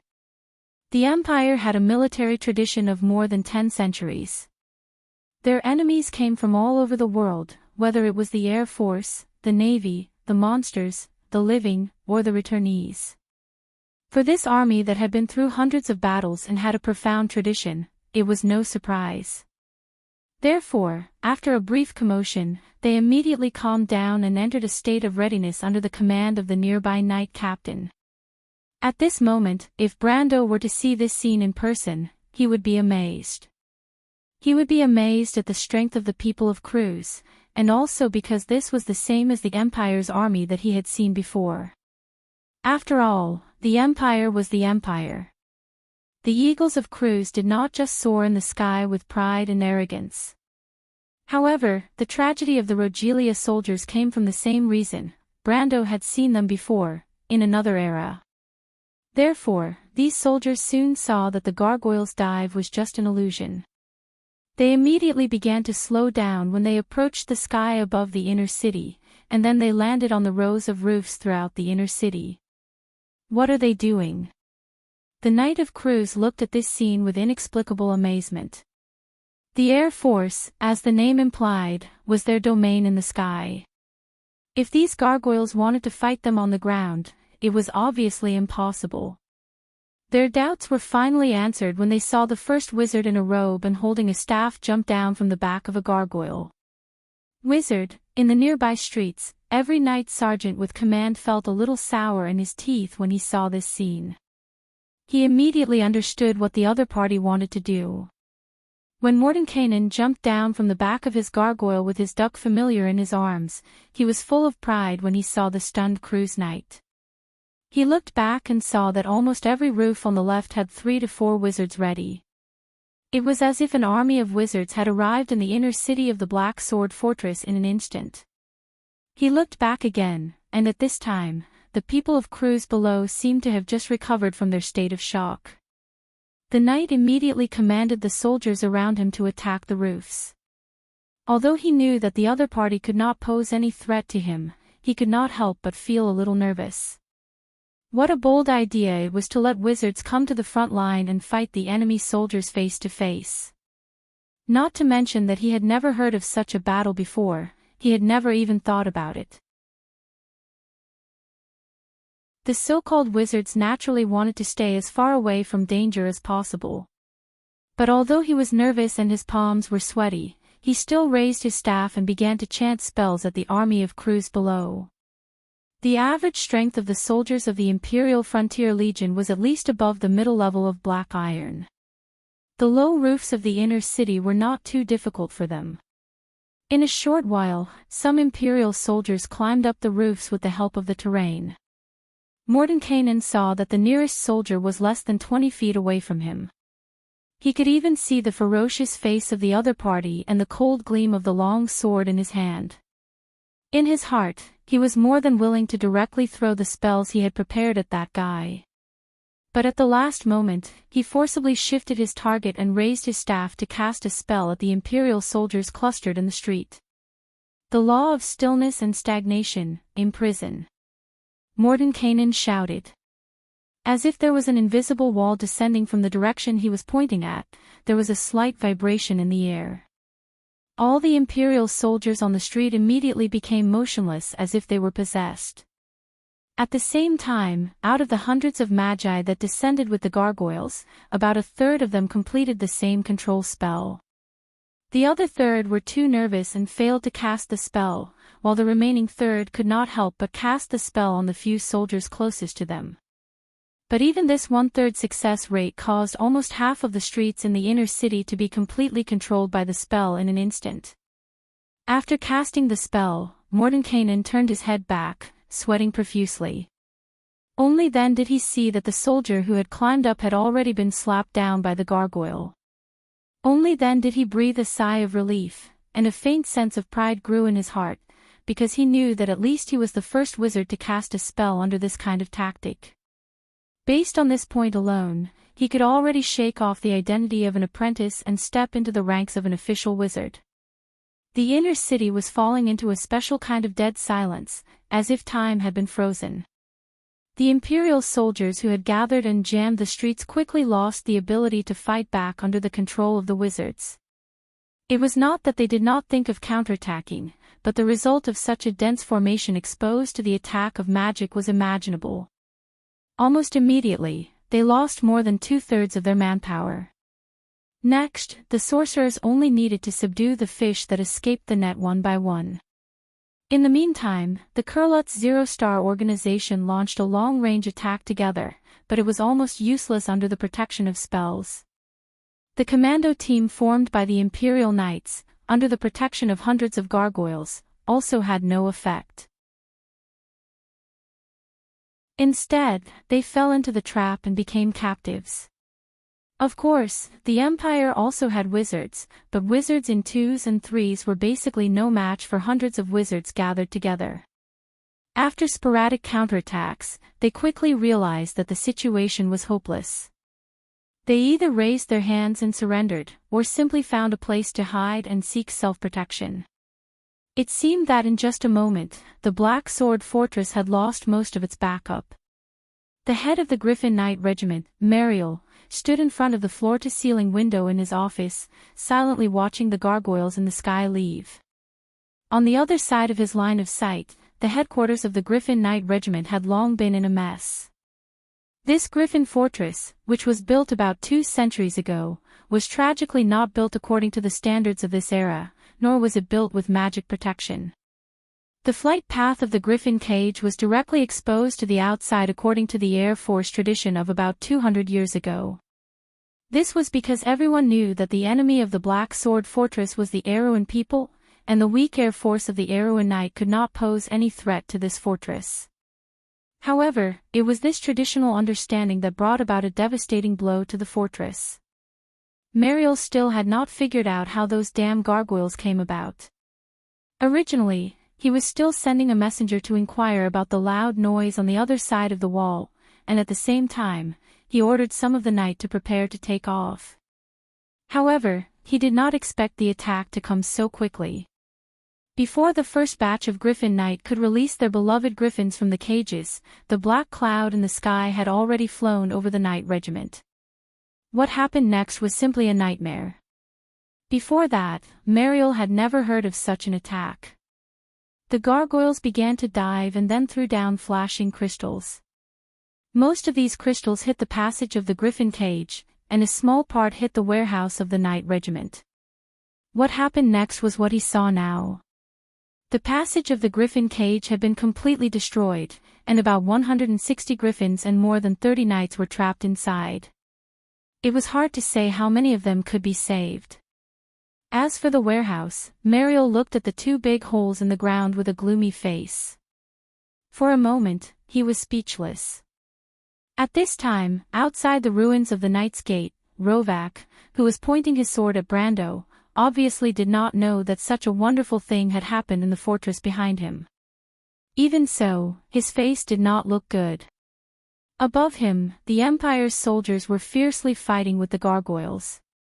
The wizards in the fortress had already joined the battle, and the longbowmen and crossbowmen had also begun to get into formation. It could be said that the situation was barely stabilized. Behind him, more than 100 Drake Knights had finished their preparations. These cruise knights were wearing heavy armor, and they all raised their spears. The triangular flags on the spears fluttered in the wind, like a fiery red ocean. The Drake Knights were restlessly adjusting their footsteps, facing the uninvited guests outside the gate. It was as if as long as the order was given, all the knights would come out in full force. But at this moment, Rovak did not feel safe at all. This was because in his vision, Brando was approaching him step by step. This count was alone, and he was holding a sword in one hand. However, he did not seem to be at a disadvantage at all. He was only one person, and he was facing the cruise knights with a calm face. It was as if these glorious knights in history did not exist in his eyes. Rovak had seen such a calm look before. When the bear warriors from the Black Crow Principality charged at that man stood proudly on the battlefield with a sword in his hand. Rovak could still see that man standing proudly on the battlefield. Could it be that in less than 60 years, Erwin had another sword saint like that? Rovak's forehead was covered in cold sweat, and he suddenly thought of another possibility. Behind Brando, Medisha was looking at her lord's back. She silently summoned her unicorn and mounted it. The White City Vanguard, the Nightsong Tiger, Falerne, and the others were behind her in a charging formation, ready to attack. But at this moment, Brando turned around and said, "Medisha, go and subdue the Empire's squad and save the refugees." "My lord." Brando did not answer her. Instead, he turned to the Shire and said, "The Shire, I'll leave the wall to you." "No problem." Brando then turned around and saw Rovak charging at him. "Dragon Knights, follow me!" Rovak shouted. But in the next moment, he could no longer make such a bold sound because he saw Brando split into two in front of him. He was dumbfounded as he watched the two Brandos casually walk past him. The two Brandos raised their swords at the same time. There were no fancy moves. They just raised their swords and walked forward slowly. Even a beginner swordsman would be able to dodge it easily. Rovak also lowered his head to avoid the attack, and at the same time tried to distinguish the real Brendel from the two of them. But just as he lowered his head, a scene that made his soul fly out of his body happened. He clearly saw that he had dodged the opponent's sword, but when he lowered his head, he saw that the shining blade was still in front of his chest. This is impossible. Just as this thought appeared in Rovak's mind, he felt a slight pain in his chest. There was a long gash in his armor, and he felt his vision go dark. His knees went soft, and he knelt on the ground.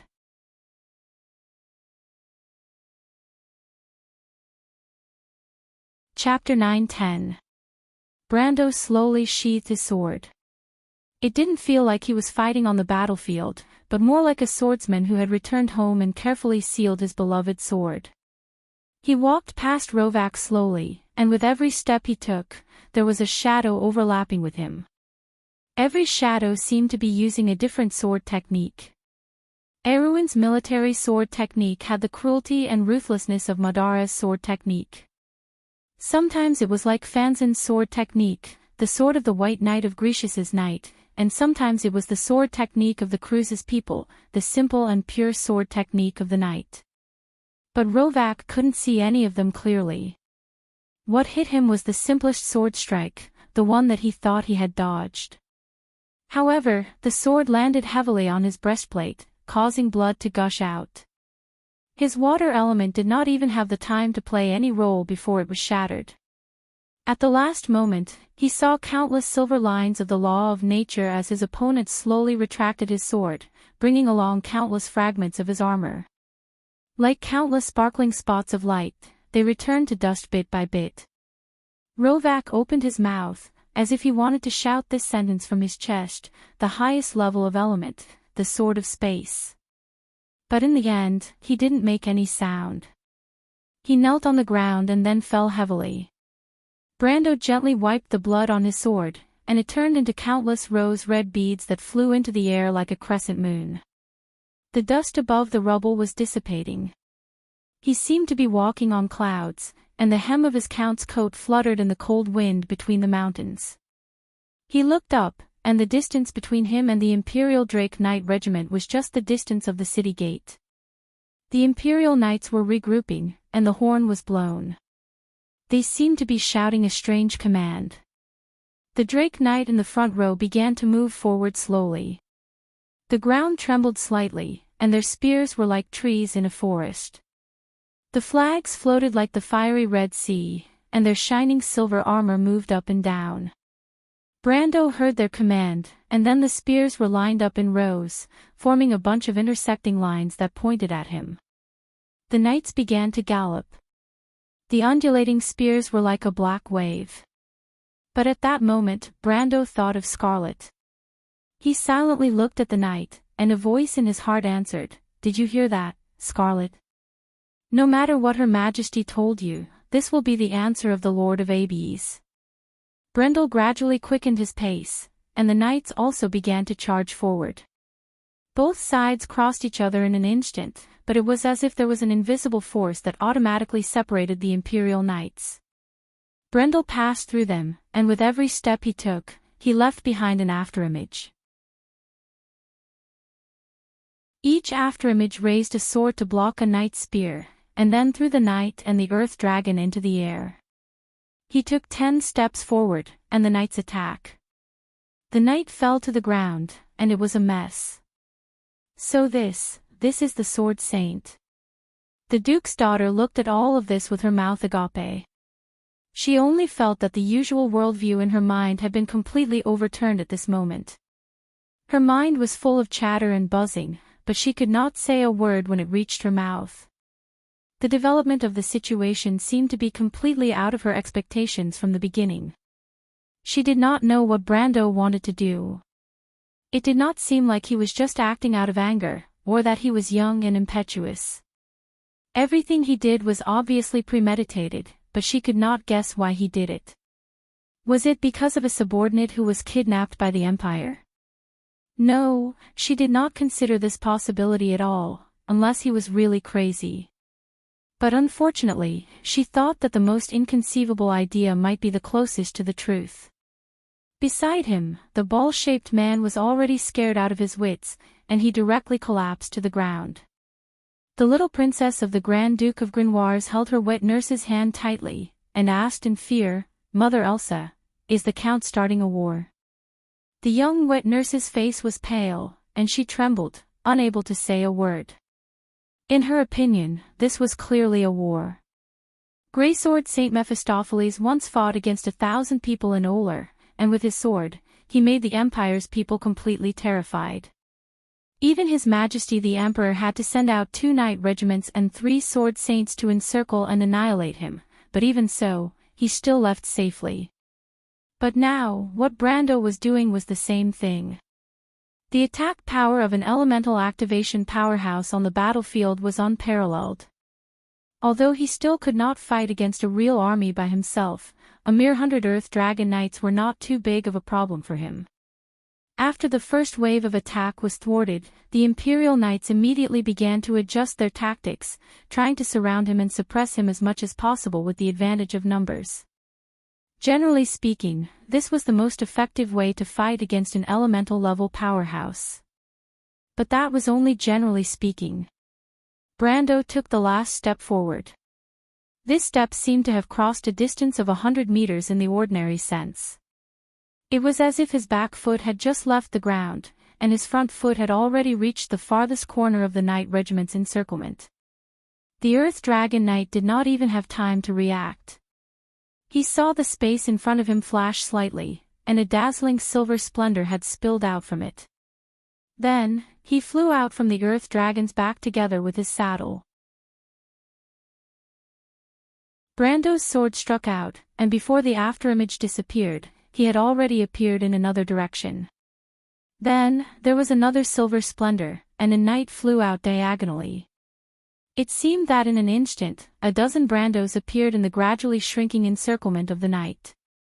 The afterimages appeared one after another, and then disappeared one after another. In the end, there was only one left. Brando stood alone in the middle of the encirclement of the Imperial Knights. With him as the center, there was not a single knight on any of the Earth Dragons. Further away, the Imperial Knights on the periphery were already stunned. It was not that they had never seen a sword saint before. There were many sword saints in the Empire. There were 2 sword saints in the 4 legions, and 7 in the Holy Cathedral. This did not include the sword saints who were scattered in rumors. A century ago, the Empire had 2 sword saints who had now become legends. However, among the sword saints they knew, none of them had such strange swordsmanship. Brando flicked the dust on his black woolen sleeves, and looked up at the knight who surrounded him. He thought that his performance was not bad, but it was far from enough. He had to become famous in one battle, so that no one would dare to ignore his existence. He had to let the people of Cruz understand that he was the grandson of Darius, the successor of the Marshal of the Allied forces, and Erewhon's people were indispensable forces in the Holy War. He believed that the Silver Queen would take this into consideration. He raised his left hand, and the blessing of Bahamut shone silver under the sunlight. However, countless silver threads of the law had already risen from Brando's side. They intertwined like a silver net and instantly spread across the entire barbican. Wherever it passed, it was as if an invisible shockwave swept across the entire knight regiment. Brando gently clenched his hand, and the entire regiment of ground dragon knights, including hundreds of silver knights, immediately rose from the ground. As if they were affected by an anti-gravity spell, they screamed in horror and struggled, but it was useless. Brando gently pushed them, and all the knights and ground dragons were separated. It was as if a magical hand had disrupted the order and then rearranged it. The entire square was instantly empty, and the knights and ground dragons were fixed in the air in all directions. There was only one person left in front of Brando. It was a woman with a face full of wrinkles, wearing the Empire's red battle robe, holding a long sword, and a layer of fiery red threads of the law floating around her. She quietly looked at him. Madame Savannah. Brando politely greeted her as if he had expected her to be here. I know you. The swordswoman replied with a voice full of vicissitudes, You are the grandson of Sword Saint Darius. If you want to protect your grandfather, why do you have to do this? If you insist on doing things your own way, you will drag many innocent people into the flames of war. Do you understand? The Empire will not tolerate such provocation. Brando looked at the elderly woman. During the Holy War, she had once served as his grandfather's adjutant. Among the 3 sword saints of the Black Sword Fortress, she was the oldest and the most powerful. Her name was White Shadow, but she was the strongest of the Golden Flame sword saints. But he still shook his head. The grudge between my grandfather and the Empire can be resolved if necessary, he replied slowly, but today's lesson is only to teach the arrogant people of the Empire a lesson. The teachings of the Holy Cathedral of Fire have never written that anyone is superior to anyone else. There may have been such an empire in history. But I want to ask you a question, Madame Savannah. Where are the people of Myrna today? Why did Guilt the Great and the 3 sages fight? Savannah looked at him as if she was not moved by his words at all. She only shook her head. For this reason, you want to start a war so that people can face the people of Erewhon. Count Guilt, this kind of honor is meaningless to the soldiers who died in battle. I think you should understand this point. The ancient saying of the 9 phoenixes, for the sake of the superiors, one must not be angry and fight. There is no war here, Madame Savannah. Brando replied. Are you deceiving yourself? There is only one dispute here, Madame Savannah. Since you people of Cruz think that Erwin is not qualified to be respected by you, then I will use my strength to correct your point of view. There was someone in history who treated my grandfather the same way. Guess who that person was? Brando replied. Savannah's face changed slightly. The Black Raven Duchy, you mean? Brando interrupted her. I'm glad that you remember this, Madam Savannah. I will answer your question again. I am the leader of Erwin's diplomatic corps. I fight for my kingdom and the glory of my guards. This rule is written in the ancient books of the Holy Cathedral. It is sacred and cannot be violated. Since you people of Cruz have challenged the glory of my guards, just like how the guards of the Black Raven Duchy challenged my grandfather, then you should be prepared, right? Wait, this is the logic of a bandit. We are. Savannah's face darkened. She hurriedly tried to explain, but she was interrupted by Brando for the second time. No one said that the people of Cruz can be detached from worldly affairs, right? This seems like it. But, Savannah's eyes flashed with anger. She couldn't help but say word by word, do you think that you can defeat the Border Legion of Rogeria with your little guards? I'm telling you, it's impossible, Mr. Earl. If you let the people of Cruz and Erwin kill each other because of your selfishness, the Empire will not tolerate your sophistry, and your kingdom will not accept such an excuse. Yes, Brendel replied, at least compared to what you did in the Alcash Mountains, I'm not so cold-blooded that I can look at life and death. That's why I only want some people to lower their heads and not take their lives. Naive, wishful thinking. Savannah raised her sword and said, the people of the Empire would rather die than lower their heads. Raise your head and look at the sky, Count. Your ability is not so great that you can force us to submit. Have you seen the scene of two ferocious beasts of equal strength fighting each other? Grandson of Darius, if I were you, I would order your men to stop attacking immediately before the consequences are out of control. Brando shook his head and said, that's exactly what I wanted to say to you. Throw down your sword and surrender, Miss Savannah. You are not a prisoner of the enemy. You are just apologizing to your allies. Besides, your resistance is meaningless. If I were you, I would look up and see what is happening in the sky. Savannah was slightly startled. She raised her head in confusion.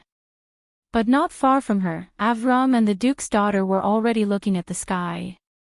The Empire's wizards were like specks of dust floating above the walls of the Black Sword Fortress. In the sky above the fortress, the Black Rune Gargoyles' attacks and the Empire's counterattacks were fiercely intertwined. They were gradually turning the situation around. The remaining 200 gargoyles were unable to get close to the walls under the intense firepower, and gradually, they began to suffer casualties. The Empire's soldiers almost couldn't help but cheer. Although they didn't know how the battle inside the fortress was going, at least on the walls, they were about to win. As long as the enemy couldn't climb the walls, it was only a matter of time before the scales of victory tilted. But all of this only lasted until the appearance of the young wizard. Avram looked at the sudden battle with fear. Beside him, Eek and the officer from Yanalasu had already mounted their horses and were preparing to follow Metashet to save the refugees. As for Avram, his mind was filled with thoughts of how to end the battle. No, it should be said that there was no way to end the battle. This damned Earl had actually launched a surprise attack on the Empire's fortress. This was something that couldn't be justified. He could almost imagine how furious the Emperor would be after hearing this news. What's more, he subconsciously thought that this sneak attack was most likely going to be a loss. He saw that with the help of the Empire's wizards, the Empire's guards were gaining the upper hand, while the Earl was still fighting with the Earth Dragon Knight. He actually sent a young wizard to deal with the battle on the walls. But what could a young wizard do? The knowledge and wisdom of a wizard were accumulated over the course of time. In Avram's imagination, those real wizards should be like those old pedants he saw in Karsuk. However, the name, Charles, did sound a little familiar.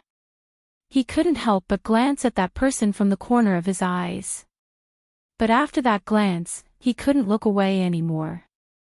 The Shire slowly rose into the sky, his wizard robe fluttering in the cold wind.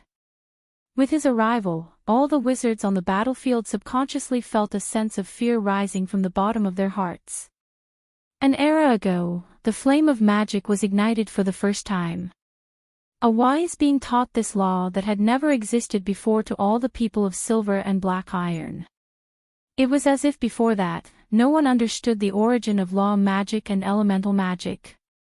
It was different from divine spells and runic spells of the witches. But from that moment on, it was born in this world and shaped a great civilization. Where did magic come from? Perhaps only one person could answer this question. That person was Tumen. However, at this moment, all of the sorcerers felt a power that came from the same source. It was as if an ancient voice was calling out to its people, and the trembling that came from the depths of their souls was enough to shock everyone. The Shire was responding to the unknown being. Silver Staff Wizard, requesting permission as a planeswalker. Permission granted. The young wizard gently flicked his robe, his eyes flashing with silver flames. His gaze swept across the battlefield, and he couldn't help but reply with a strange tone. So, this is the power of a planeswalker. So, this is the source of the law. He raised a finger. In the name of the Scroll of Wisdom, the law, the flowing wind, and the shallow sea, I present the third law, the Dragon of Ether. At every moment, the energy is always changing forms. It sweeps and rushes, flowing endlessly. Thousands of years ago, the people of Fanner who worshipped the sun in the south of the Minor Plains had seen the miraculous scene of dragons migrating. They were as blue as the sea, sweeping across the sky. Thousands of years later, the people of Cruz witnessed this magnificent scene once again.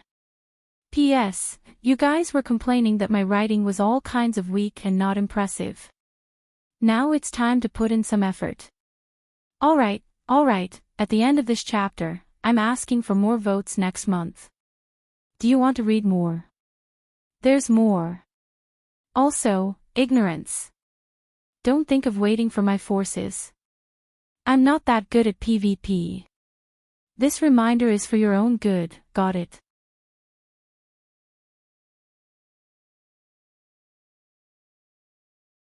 Chapter 9-11. A dreamy blue color filled the sky. Behind Charles, flashing summoning circles were emerging one after another. What swam out of them were dreamlike creatures that should only exist in legends. It was a life made up of pure energy.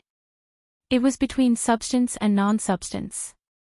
It existed in the physical world, yet it did not exist in the physical world. Every moment, every minute, every second, they were constantly changing their attributes and forms. They were visitors from beyond their borders, the ether dragons. They had the shape of a dragon, but they also had a pair of wings like a manta ray. They were transparent, like soft glass or jellyfish that floated in the air. However, their form was not stable. They were constantly changing, like a rainbow with a blue background.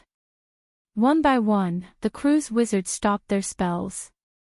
They realized that their spells had no effect on these strange creatures. These creatures themselves were a part of energy. They did not seem to exist in the physical world. Sharp lines of law and violent elemental magic tore through these dreamlike creatures, but they could not hurt them at all. It was as if they had hit an illusion, passing through their transparent bodies. Everyone realized this fact one by one. Their attacks were unable to harm these dragons at all. The entire battlefield gradually fell into a strange state of silence. The wizards and the soldiers of the Empire all stopped their attacks in bewilderment. Some of them looked at all this in silence, admiring the magnificent scenery. But finally, someone realized what this was. These are ether dragons. I didn't expect them to exist. The records of the Fanner people were not absurd legends. The wizards whispered to each other, passing on the secret knowledge that only they knew. On the other hand, the Imperial commander on the Black Sword Fortress was infuriated. He had no interest in the so-called knowledge and legends, but the wizards had left their posts without permission, which greatly reduced the intensity of the firepower on the battlefield.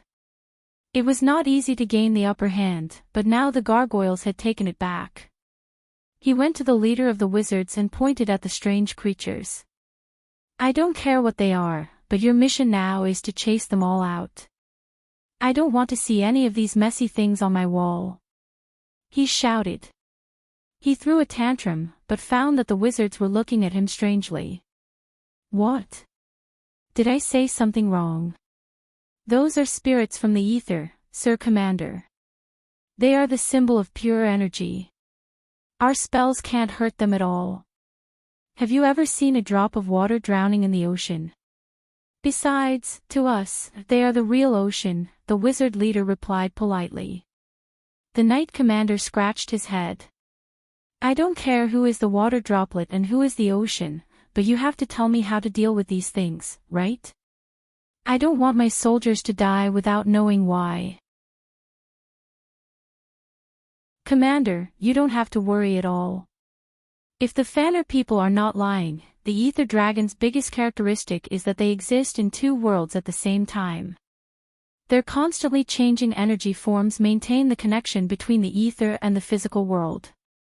If you can't fight them in two worlds at the same time, then your attacks won't hurt them at all." The wizard leader looked at the beautiful creatures outside the city wall with a look of admiration, but the Knight Commander was obviously dissatisfied with the way he looked at them. At least, he didn't think that it was the look of an enemy. Of course, he didn't understand that the ether dragons were the symbol of magic. Their blue color was the color of the Bugha's flag.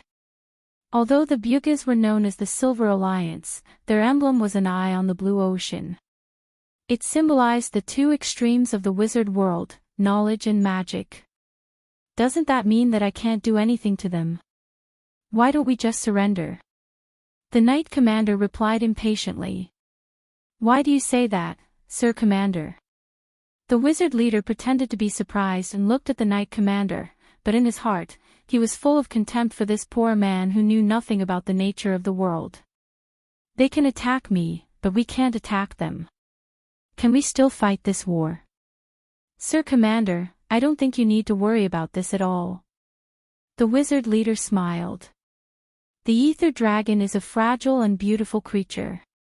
It's not as powerful as you think.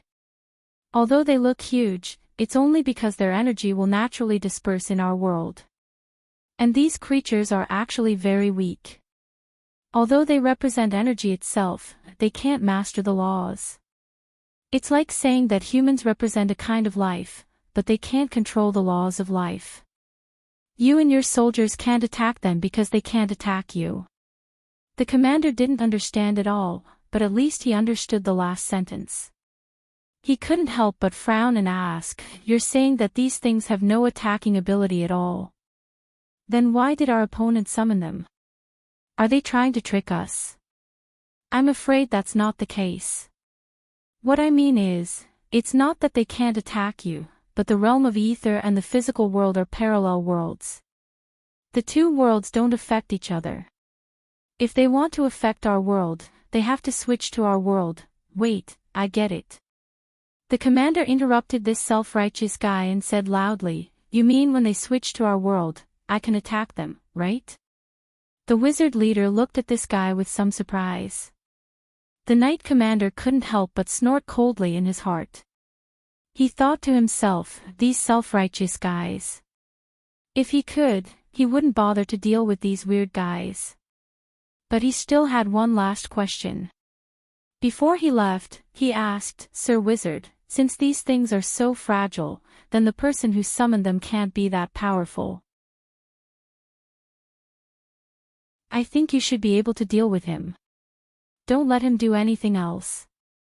But this time, he didn't get the answer he wanted. All the Magi present looked at Charles in the sky with fear lingering in their hearts. "Sir Commander, you're wrong. The Ether Dragon itself represents something beyond your imagination. The ether dragon can't master the laws, but he can. We still don't know who this master is, but we can be sure that he has mastered a deeper level of the laws. All of us here can testify to this. Just a moment ago, we all felt the vibration from the sea of magic.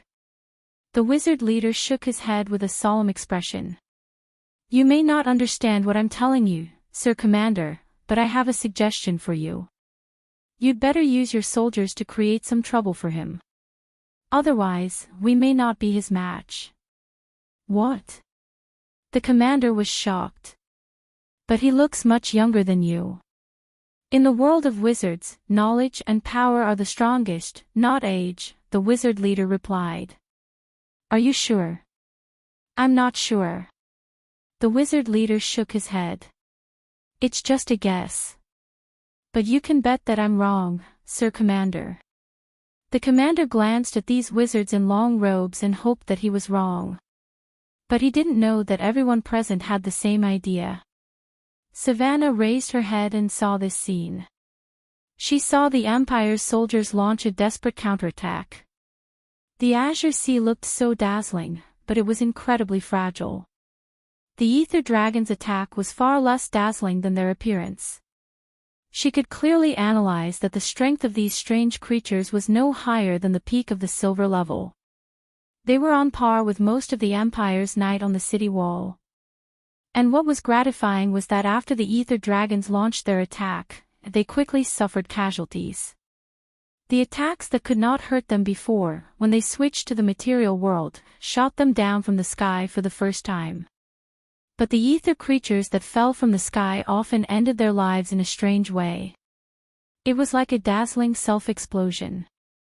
Their transparent bodies crashed into the city wall and then exploded into a light blue ripple. Under the shock of the ripple, the Empire's soldiers were unharmed, and the city wall was not damaged at all. The only change was that the spells of the Empire's wizards began to become sparse. The lady vaguely understood what was going on, but what she found strange was that the number of ether dragons was decreasing very fast, far faster than the speed of their deaths. They seemed to have occupied the whole sky before, but in an instant, there were only a few left. Where did the ether dragons go? She vaguely felt that something was wrong, but she didn't know what the problem was. But what really puzzled Ms. Venna was that this was what Brando wanted her to see. So that she could admire how he failed. But she obviously did not see such frustration on the face of this descendant of Darius. Brando was still smiling as he looked at the sky. That confident look had never faded. The ether dragons in the sky finally disappeared one by one. But this was not good news for the Empire's wizards. They were speechless. They had never seen these legendary creatures, and did not expect them to burn their magic after death. This only led to one result, and that was that all the wizards who were caught off guard had their magic depleted in the first moment. A few of the more senior wizards were still fine, but the apprentices around them were all pale and swaying. The ether dragons were upgraded from the young wind spirit dragons and spiders, and this characteristic was also in the same vein. But immediately, someone discovered a new problem. They're disappearing at the wrong speed. No, they're not disappearing. They're moving to the ether realm, Captain. The wizards were much more knowledgeable than a mere swordsman like Venna, and immediately realized the problem. But at this moment, the Shire was turning the face of the card. The Planeswalker's law was like a flame, burning fiercely in his body. This flame seemed to ignite his eyes, making them shine with the same silver light. He looked down at the crew's stronghold from above, and there seemed to be two different consciousnesses in his mind. One was thinking about the battle situation, and the other was counting carefully. After the Empire's wizards were defeated, the gargoyles began to regain the upper hand. Although they still had to face the difficult Empire's longbowmen, at least they did not have to face the risk of being torn apart by terrible spells at any time and place. Moreover, the magic defense of the Black Sword Rampart was gradually weakening, and the wizards who injected magic into it were now depleted of their magic. And in the Shire's body, the magic that had been completely exhausted in order to summon the ether dragons was slowly recovering, and the speed of recovery seemed to be gradually increasing as the ether dragons disappeared. And this rising magic was once again injected into the face of the ether dragons. Then, a new batch of ether dragons appeared in the sky. The crew's people were looking up at the sky, and a considerable number of them even opened their mouths wide. "Look over there, there's more over there. There's more here too. Kill them. They're disappearing again. New monsters have appeared again." It was chaos on the city wall.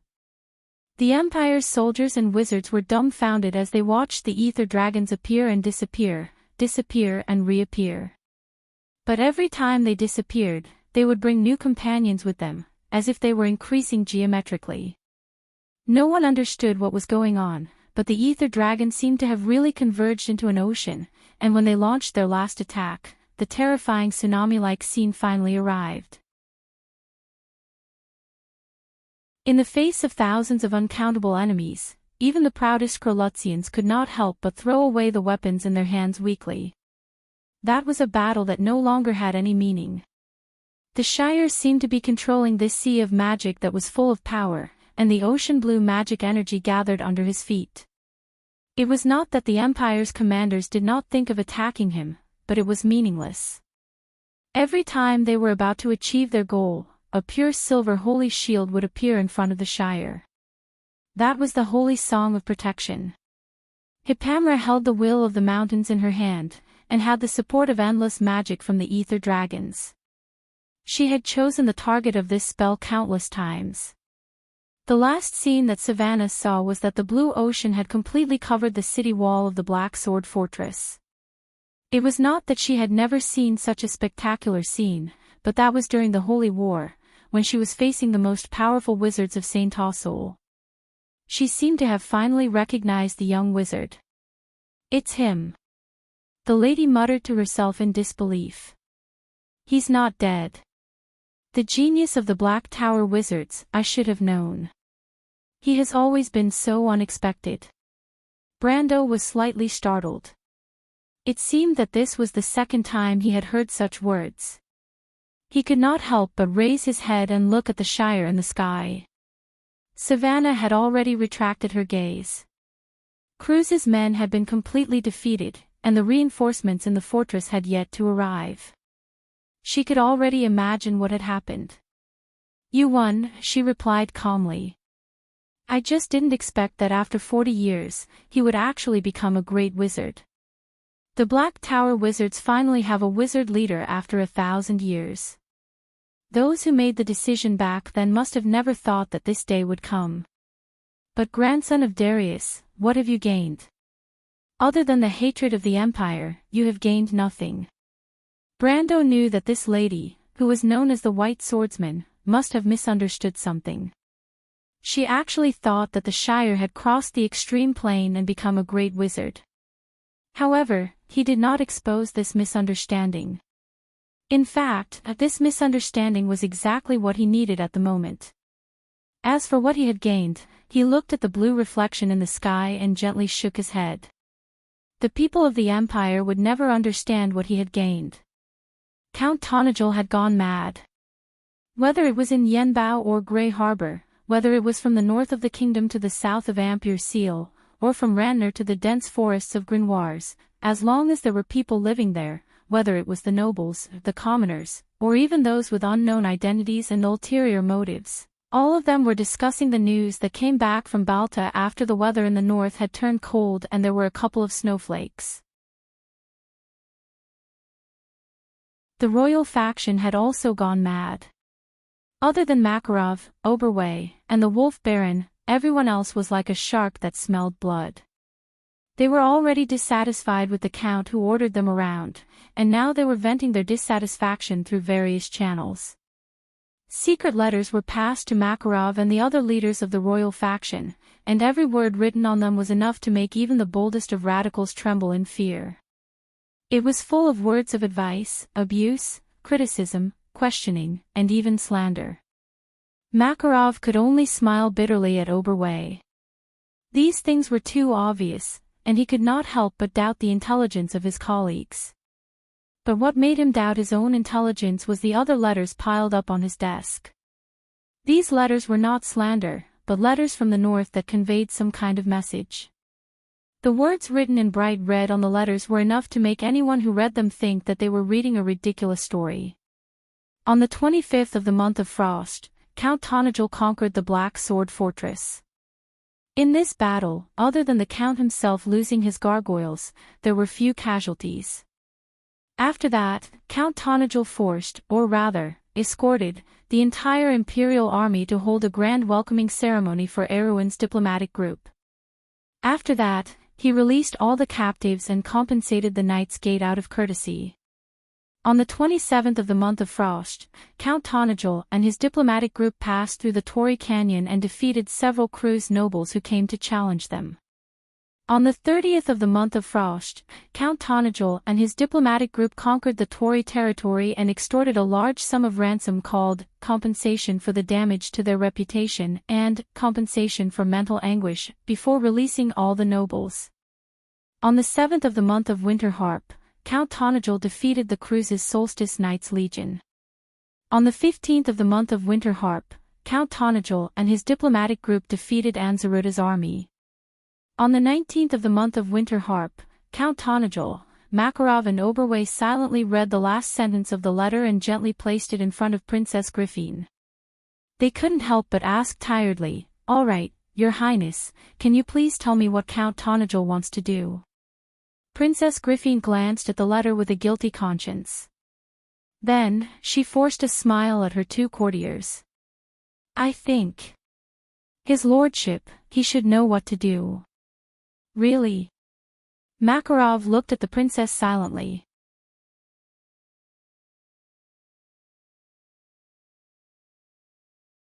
Chapter 9:12. Bettina, you're back. As soon as the maidservant with a lovely round face entered the room, she was surrounded by several other maidservants who chattered and greeted her.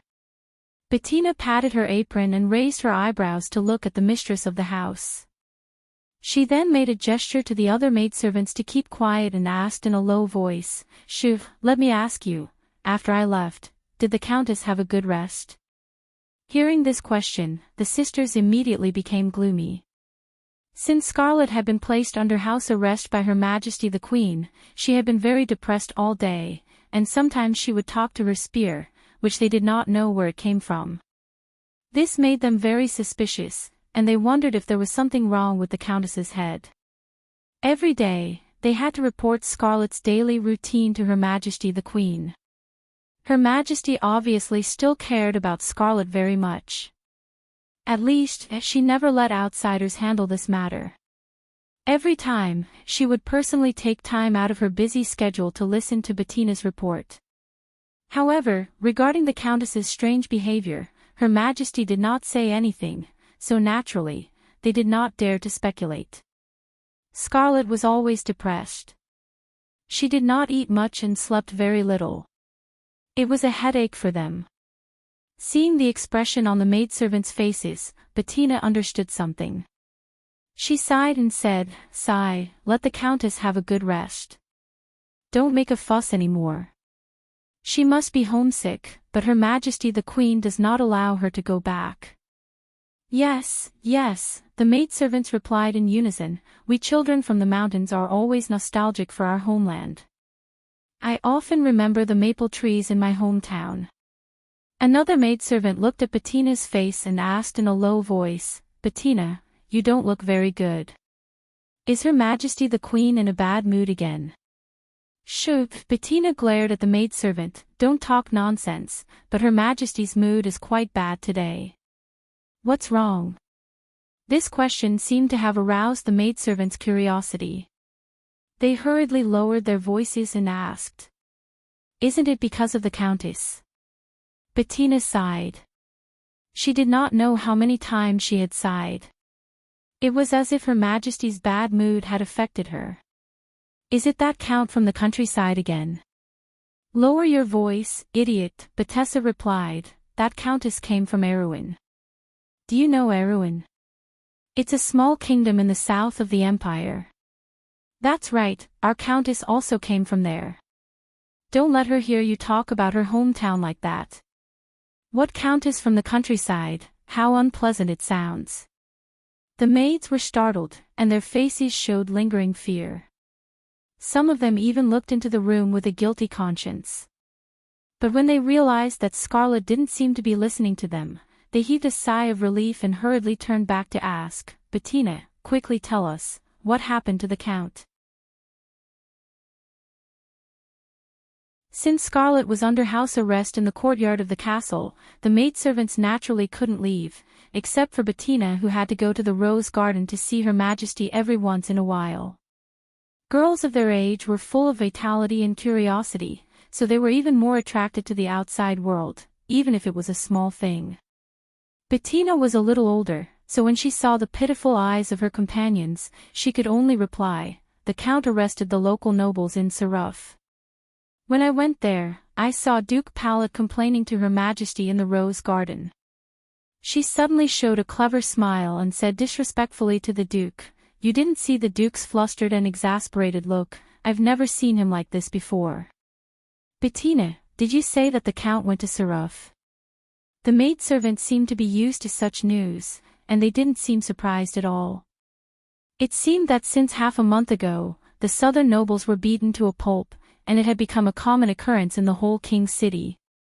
But they noticed something else and asked curiously, "So, in less than a month, we will be able to see the Count?" "Before he completely infuriates Her Majesty," Betessa pouted. When Duke Pallet and Her Majesty were talking, she only dared to stand aside and listen with her head lowered. However, this did not prevent her from hearing how bad Her Majesty's mood was. Besides, she had secretly seen Her Majesty's expression later on. Her face was always cold, but today it was even colder than usual. It was enough to make people's teeth chatter. Bettina thought for a moment and added with a lingering fear, "If Her Majesty doesn't hang the Count, maybe we will have a chance to see him." "What are you talking about, Bettina?" At this time, a slightly low voice sounded. All the maidservants were startled. They were talking so intensely that they didn't even notice when Scarlet came in.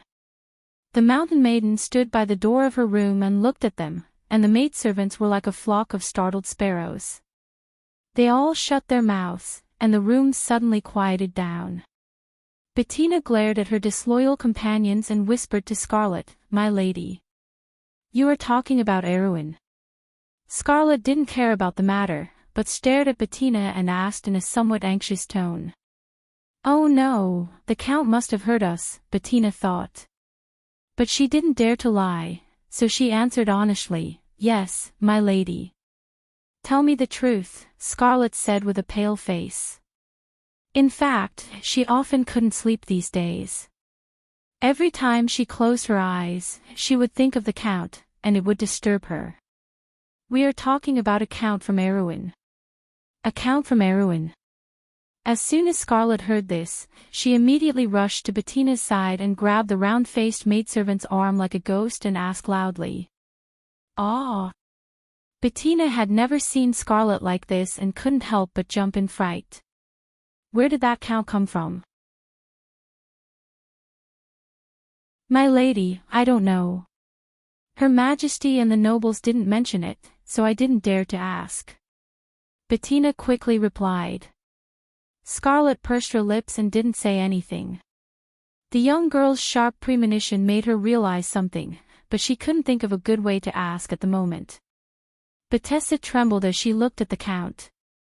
When she saw the look of confidence and desire in the Count's eyes, she seemed to have understood what was going on. She trembled as she asked, "Count, do you want to hear about his deeds?" Scarlet nodded seriously. "All right, it's like this." Bettina took a deep breath and slowly opened her mouth. After Duke Peruth left, Constance's expression became slightly better. At this time, the Imperial Chancellor, Fjodna Nydivan, who was known as Junior Nydivan, hurried into the Queen's private study in the Rose Garden. The supreme ruler of the Empire looked at him and asked, "What's wrong, Chancellor? Did the Count cause some trouble again?" Junior Nydivan looked at the queen in surprise. Before he came, he heard from the chamberlain that the queen was furious, but now it seemed that was far from the truth. Not only was the queen not angry, but she also seemed to be in a good mood. Even so, Junior Nydivan didn't dare to relax. He quickly bowed respectfully and answered with a little embarrassment, "Your Majesty, you are very accurate." Indeed, after the count detained the nobles of Thurov, a group of young people wanted to take revenge on him, but unfortunately, they were all taken hostage. I heard that the nobles of the south were no longer angry with the count and were discussing ransom for the hostages, but the old duke didn't seem to be willing to do so. The old duke he mentioned was naturally the previous head of the House of Peruth. The House of Peruth was the representative of the new nobles of the Cruz Empire. It was no secret that they had a close relationship with the nobles of the south. In fact, it was because of this that the queen supported them to become an important force in the imperial court. Which family's children were taken from? Constance asked casually. It was mainly the House of Alcorn and the House of Jean. Your Majesty, the Duchess is from the House of Jean, Fjodna Nydivan reminded. I don't need you to remind me. Of course I know, Her Majesty replied, these self-righteous fellows dare to look down on the guests I invited. It's good to let them suffer a little.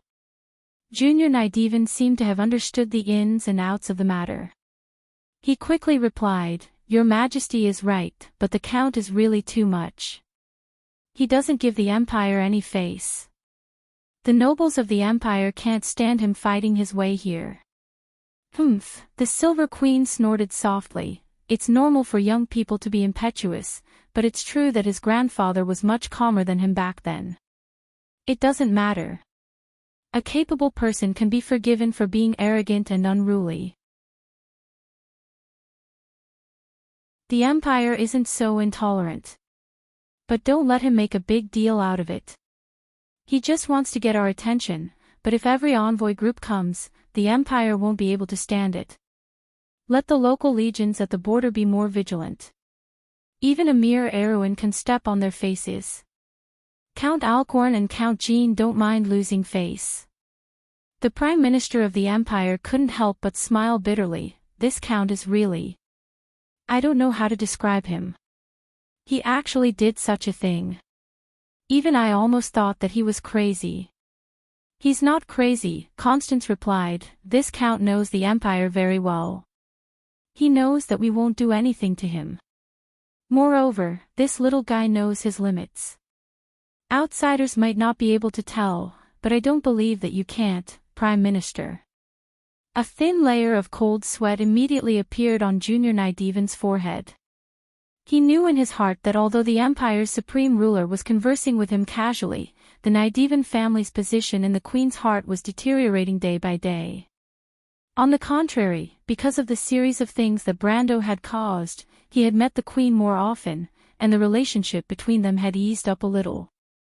However, the Queen's words immediately put him on edge. He hurriedly replied carefully, Your Majesty's eyes are like torches. That Count is, after all, that person's grandson. Indeed. The Queen nodded as if she agreed. Your Majesty, before I came, I heard that you were angry again.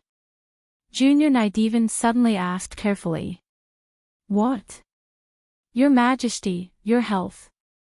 My health is very good. You don't have to worry about me, Prime Minister. Constance knew that this must be a message from Prime Minister Nydivan. Junior Nydivan's intelligence was not inferior to his father's, but he was much less courageous. I'm angry because of those useless nobles of the Empire. Their faces have been trampled on. Instead of thinking about how to reclaim their glory, they want to tie their gains and losses to the Empire. Cruz's people have not fallen to that extent. It's natural for them to want to take revenge on that Count. I don't think Duke Palat will let this go, Your Majesty. Junior Nydivan shook his head and replied. I hope he doesn't cause too much trouble for me.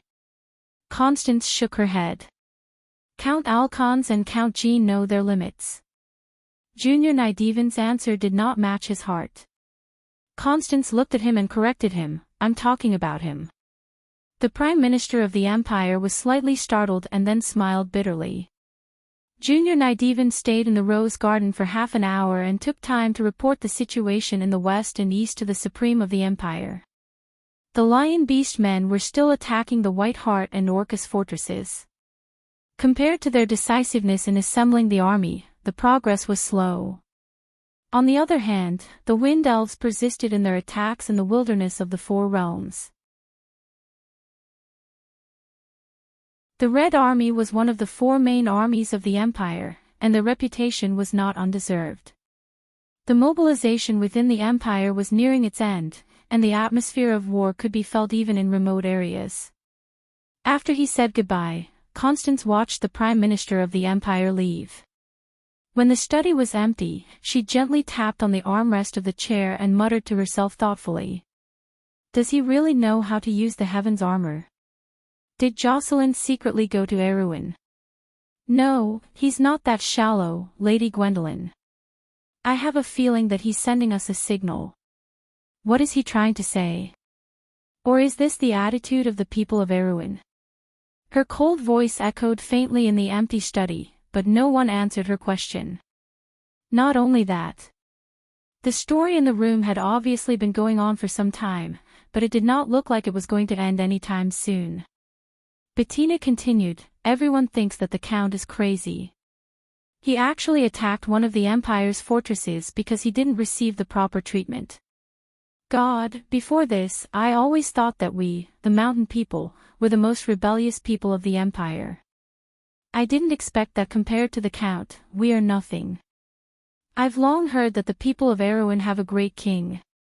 When he founded the country, he swore that the people of Erewhon would independently protect their own people. I didn't expect it to be true." As she said that, the round-faced handmaiden could not help but sneak a glance at her liege. But she was disappointed to find that Scarlet was unmoved. She only asked blankly, "And then?"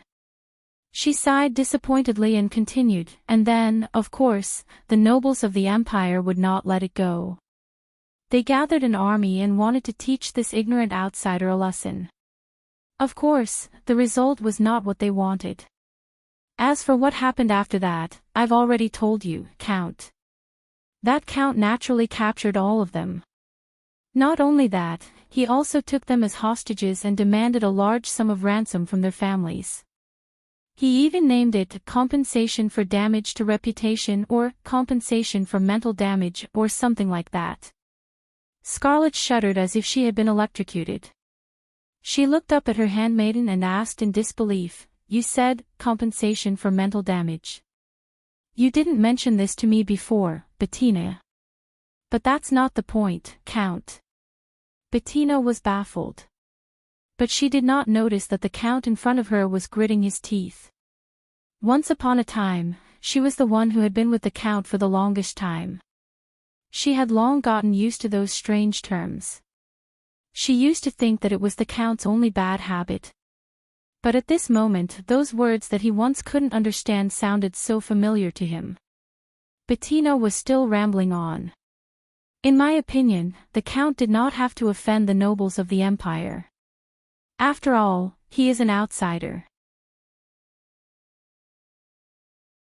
If he flaunts his power now, he will have to suffer in the future. Her Majesty the Queen has been angry a few times because of this, and a few dukes hate him so much that they want to grind their teeth. The only praiseworthy thing is that the Count is in the limelight. Now, in the vicinity of Rusta, I'm afraid that there are very few people who do not know him.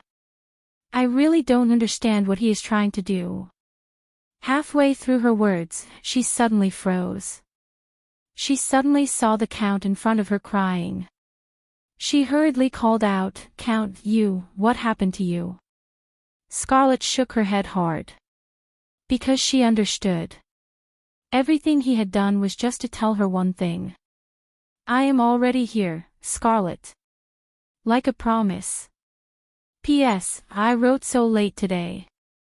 The sword spirit did not play much. Sob, sob, sob. I brought Scarlet along to beg for monthly votes. Also, regarding the Ether Dragon that someone asked about yesterday, the cost of mana is actually a card's Esper ability. The cost of the Ether Dragon itself is 25 water. However, I also looked at the card's description, and there is actually a problem. I think it should be written as a barrier. You're tuning into the LoveLore Library YouTube channel. We're so grateful for your support, and don't forget to subscribe to join us on this incredible journey through captivating stories. Your generosity through donations truly makes a world of difference, as it's the primary source of revenue that allows me to expand and enhance this channel for you. Thank you from the bottom of my heart for being a part of this adventure.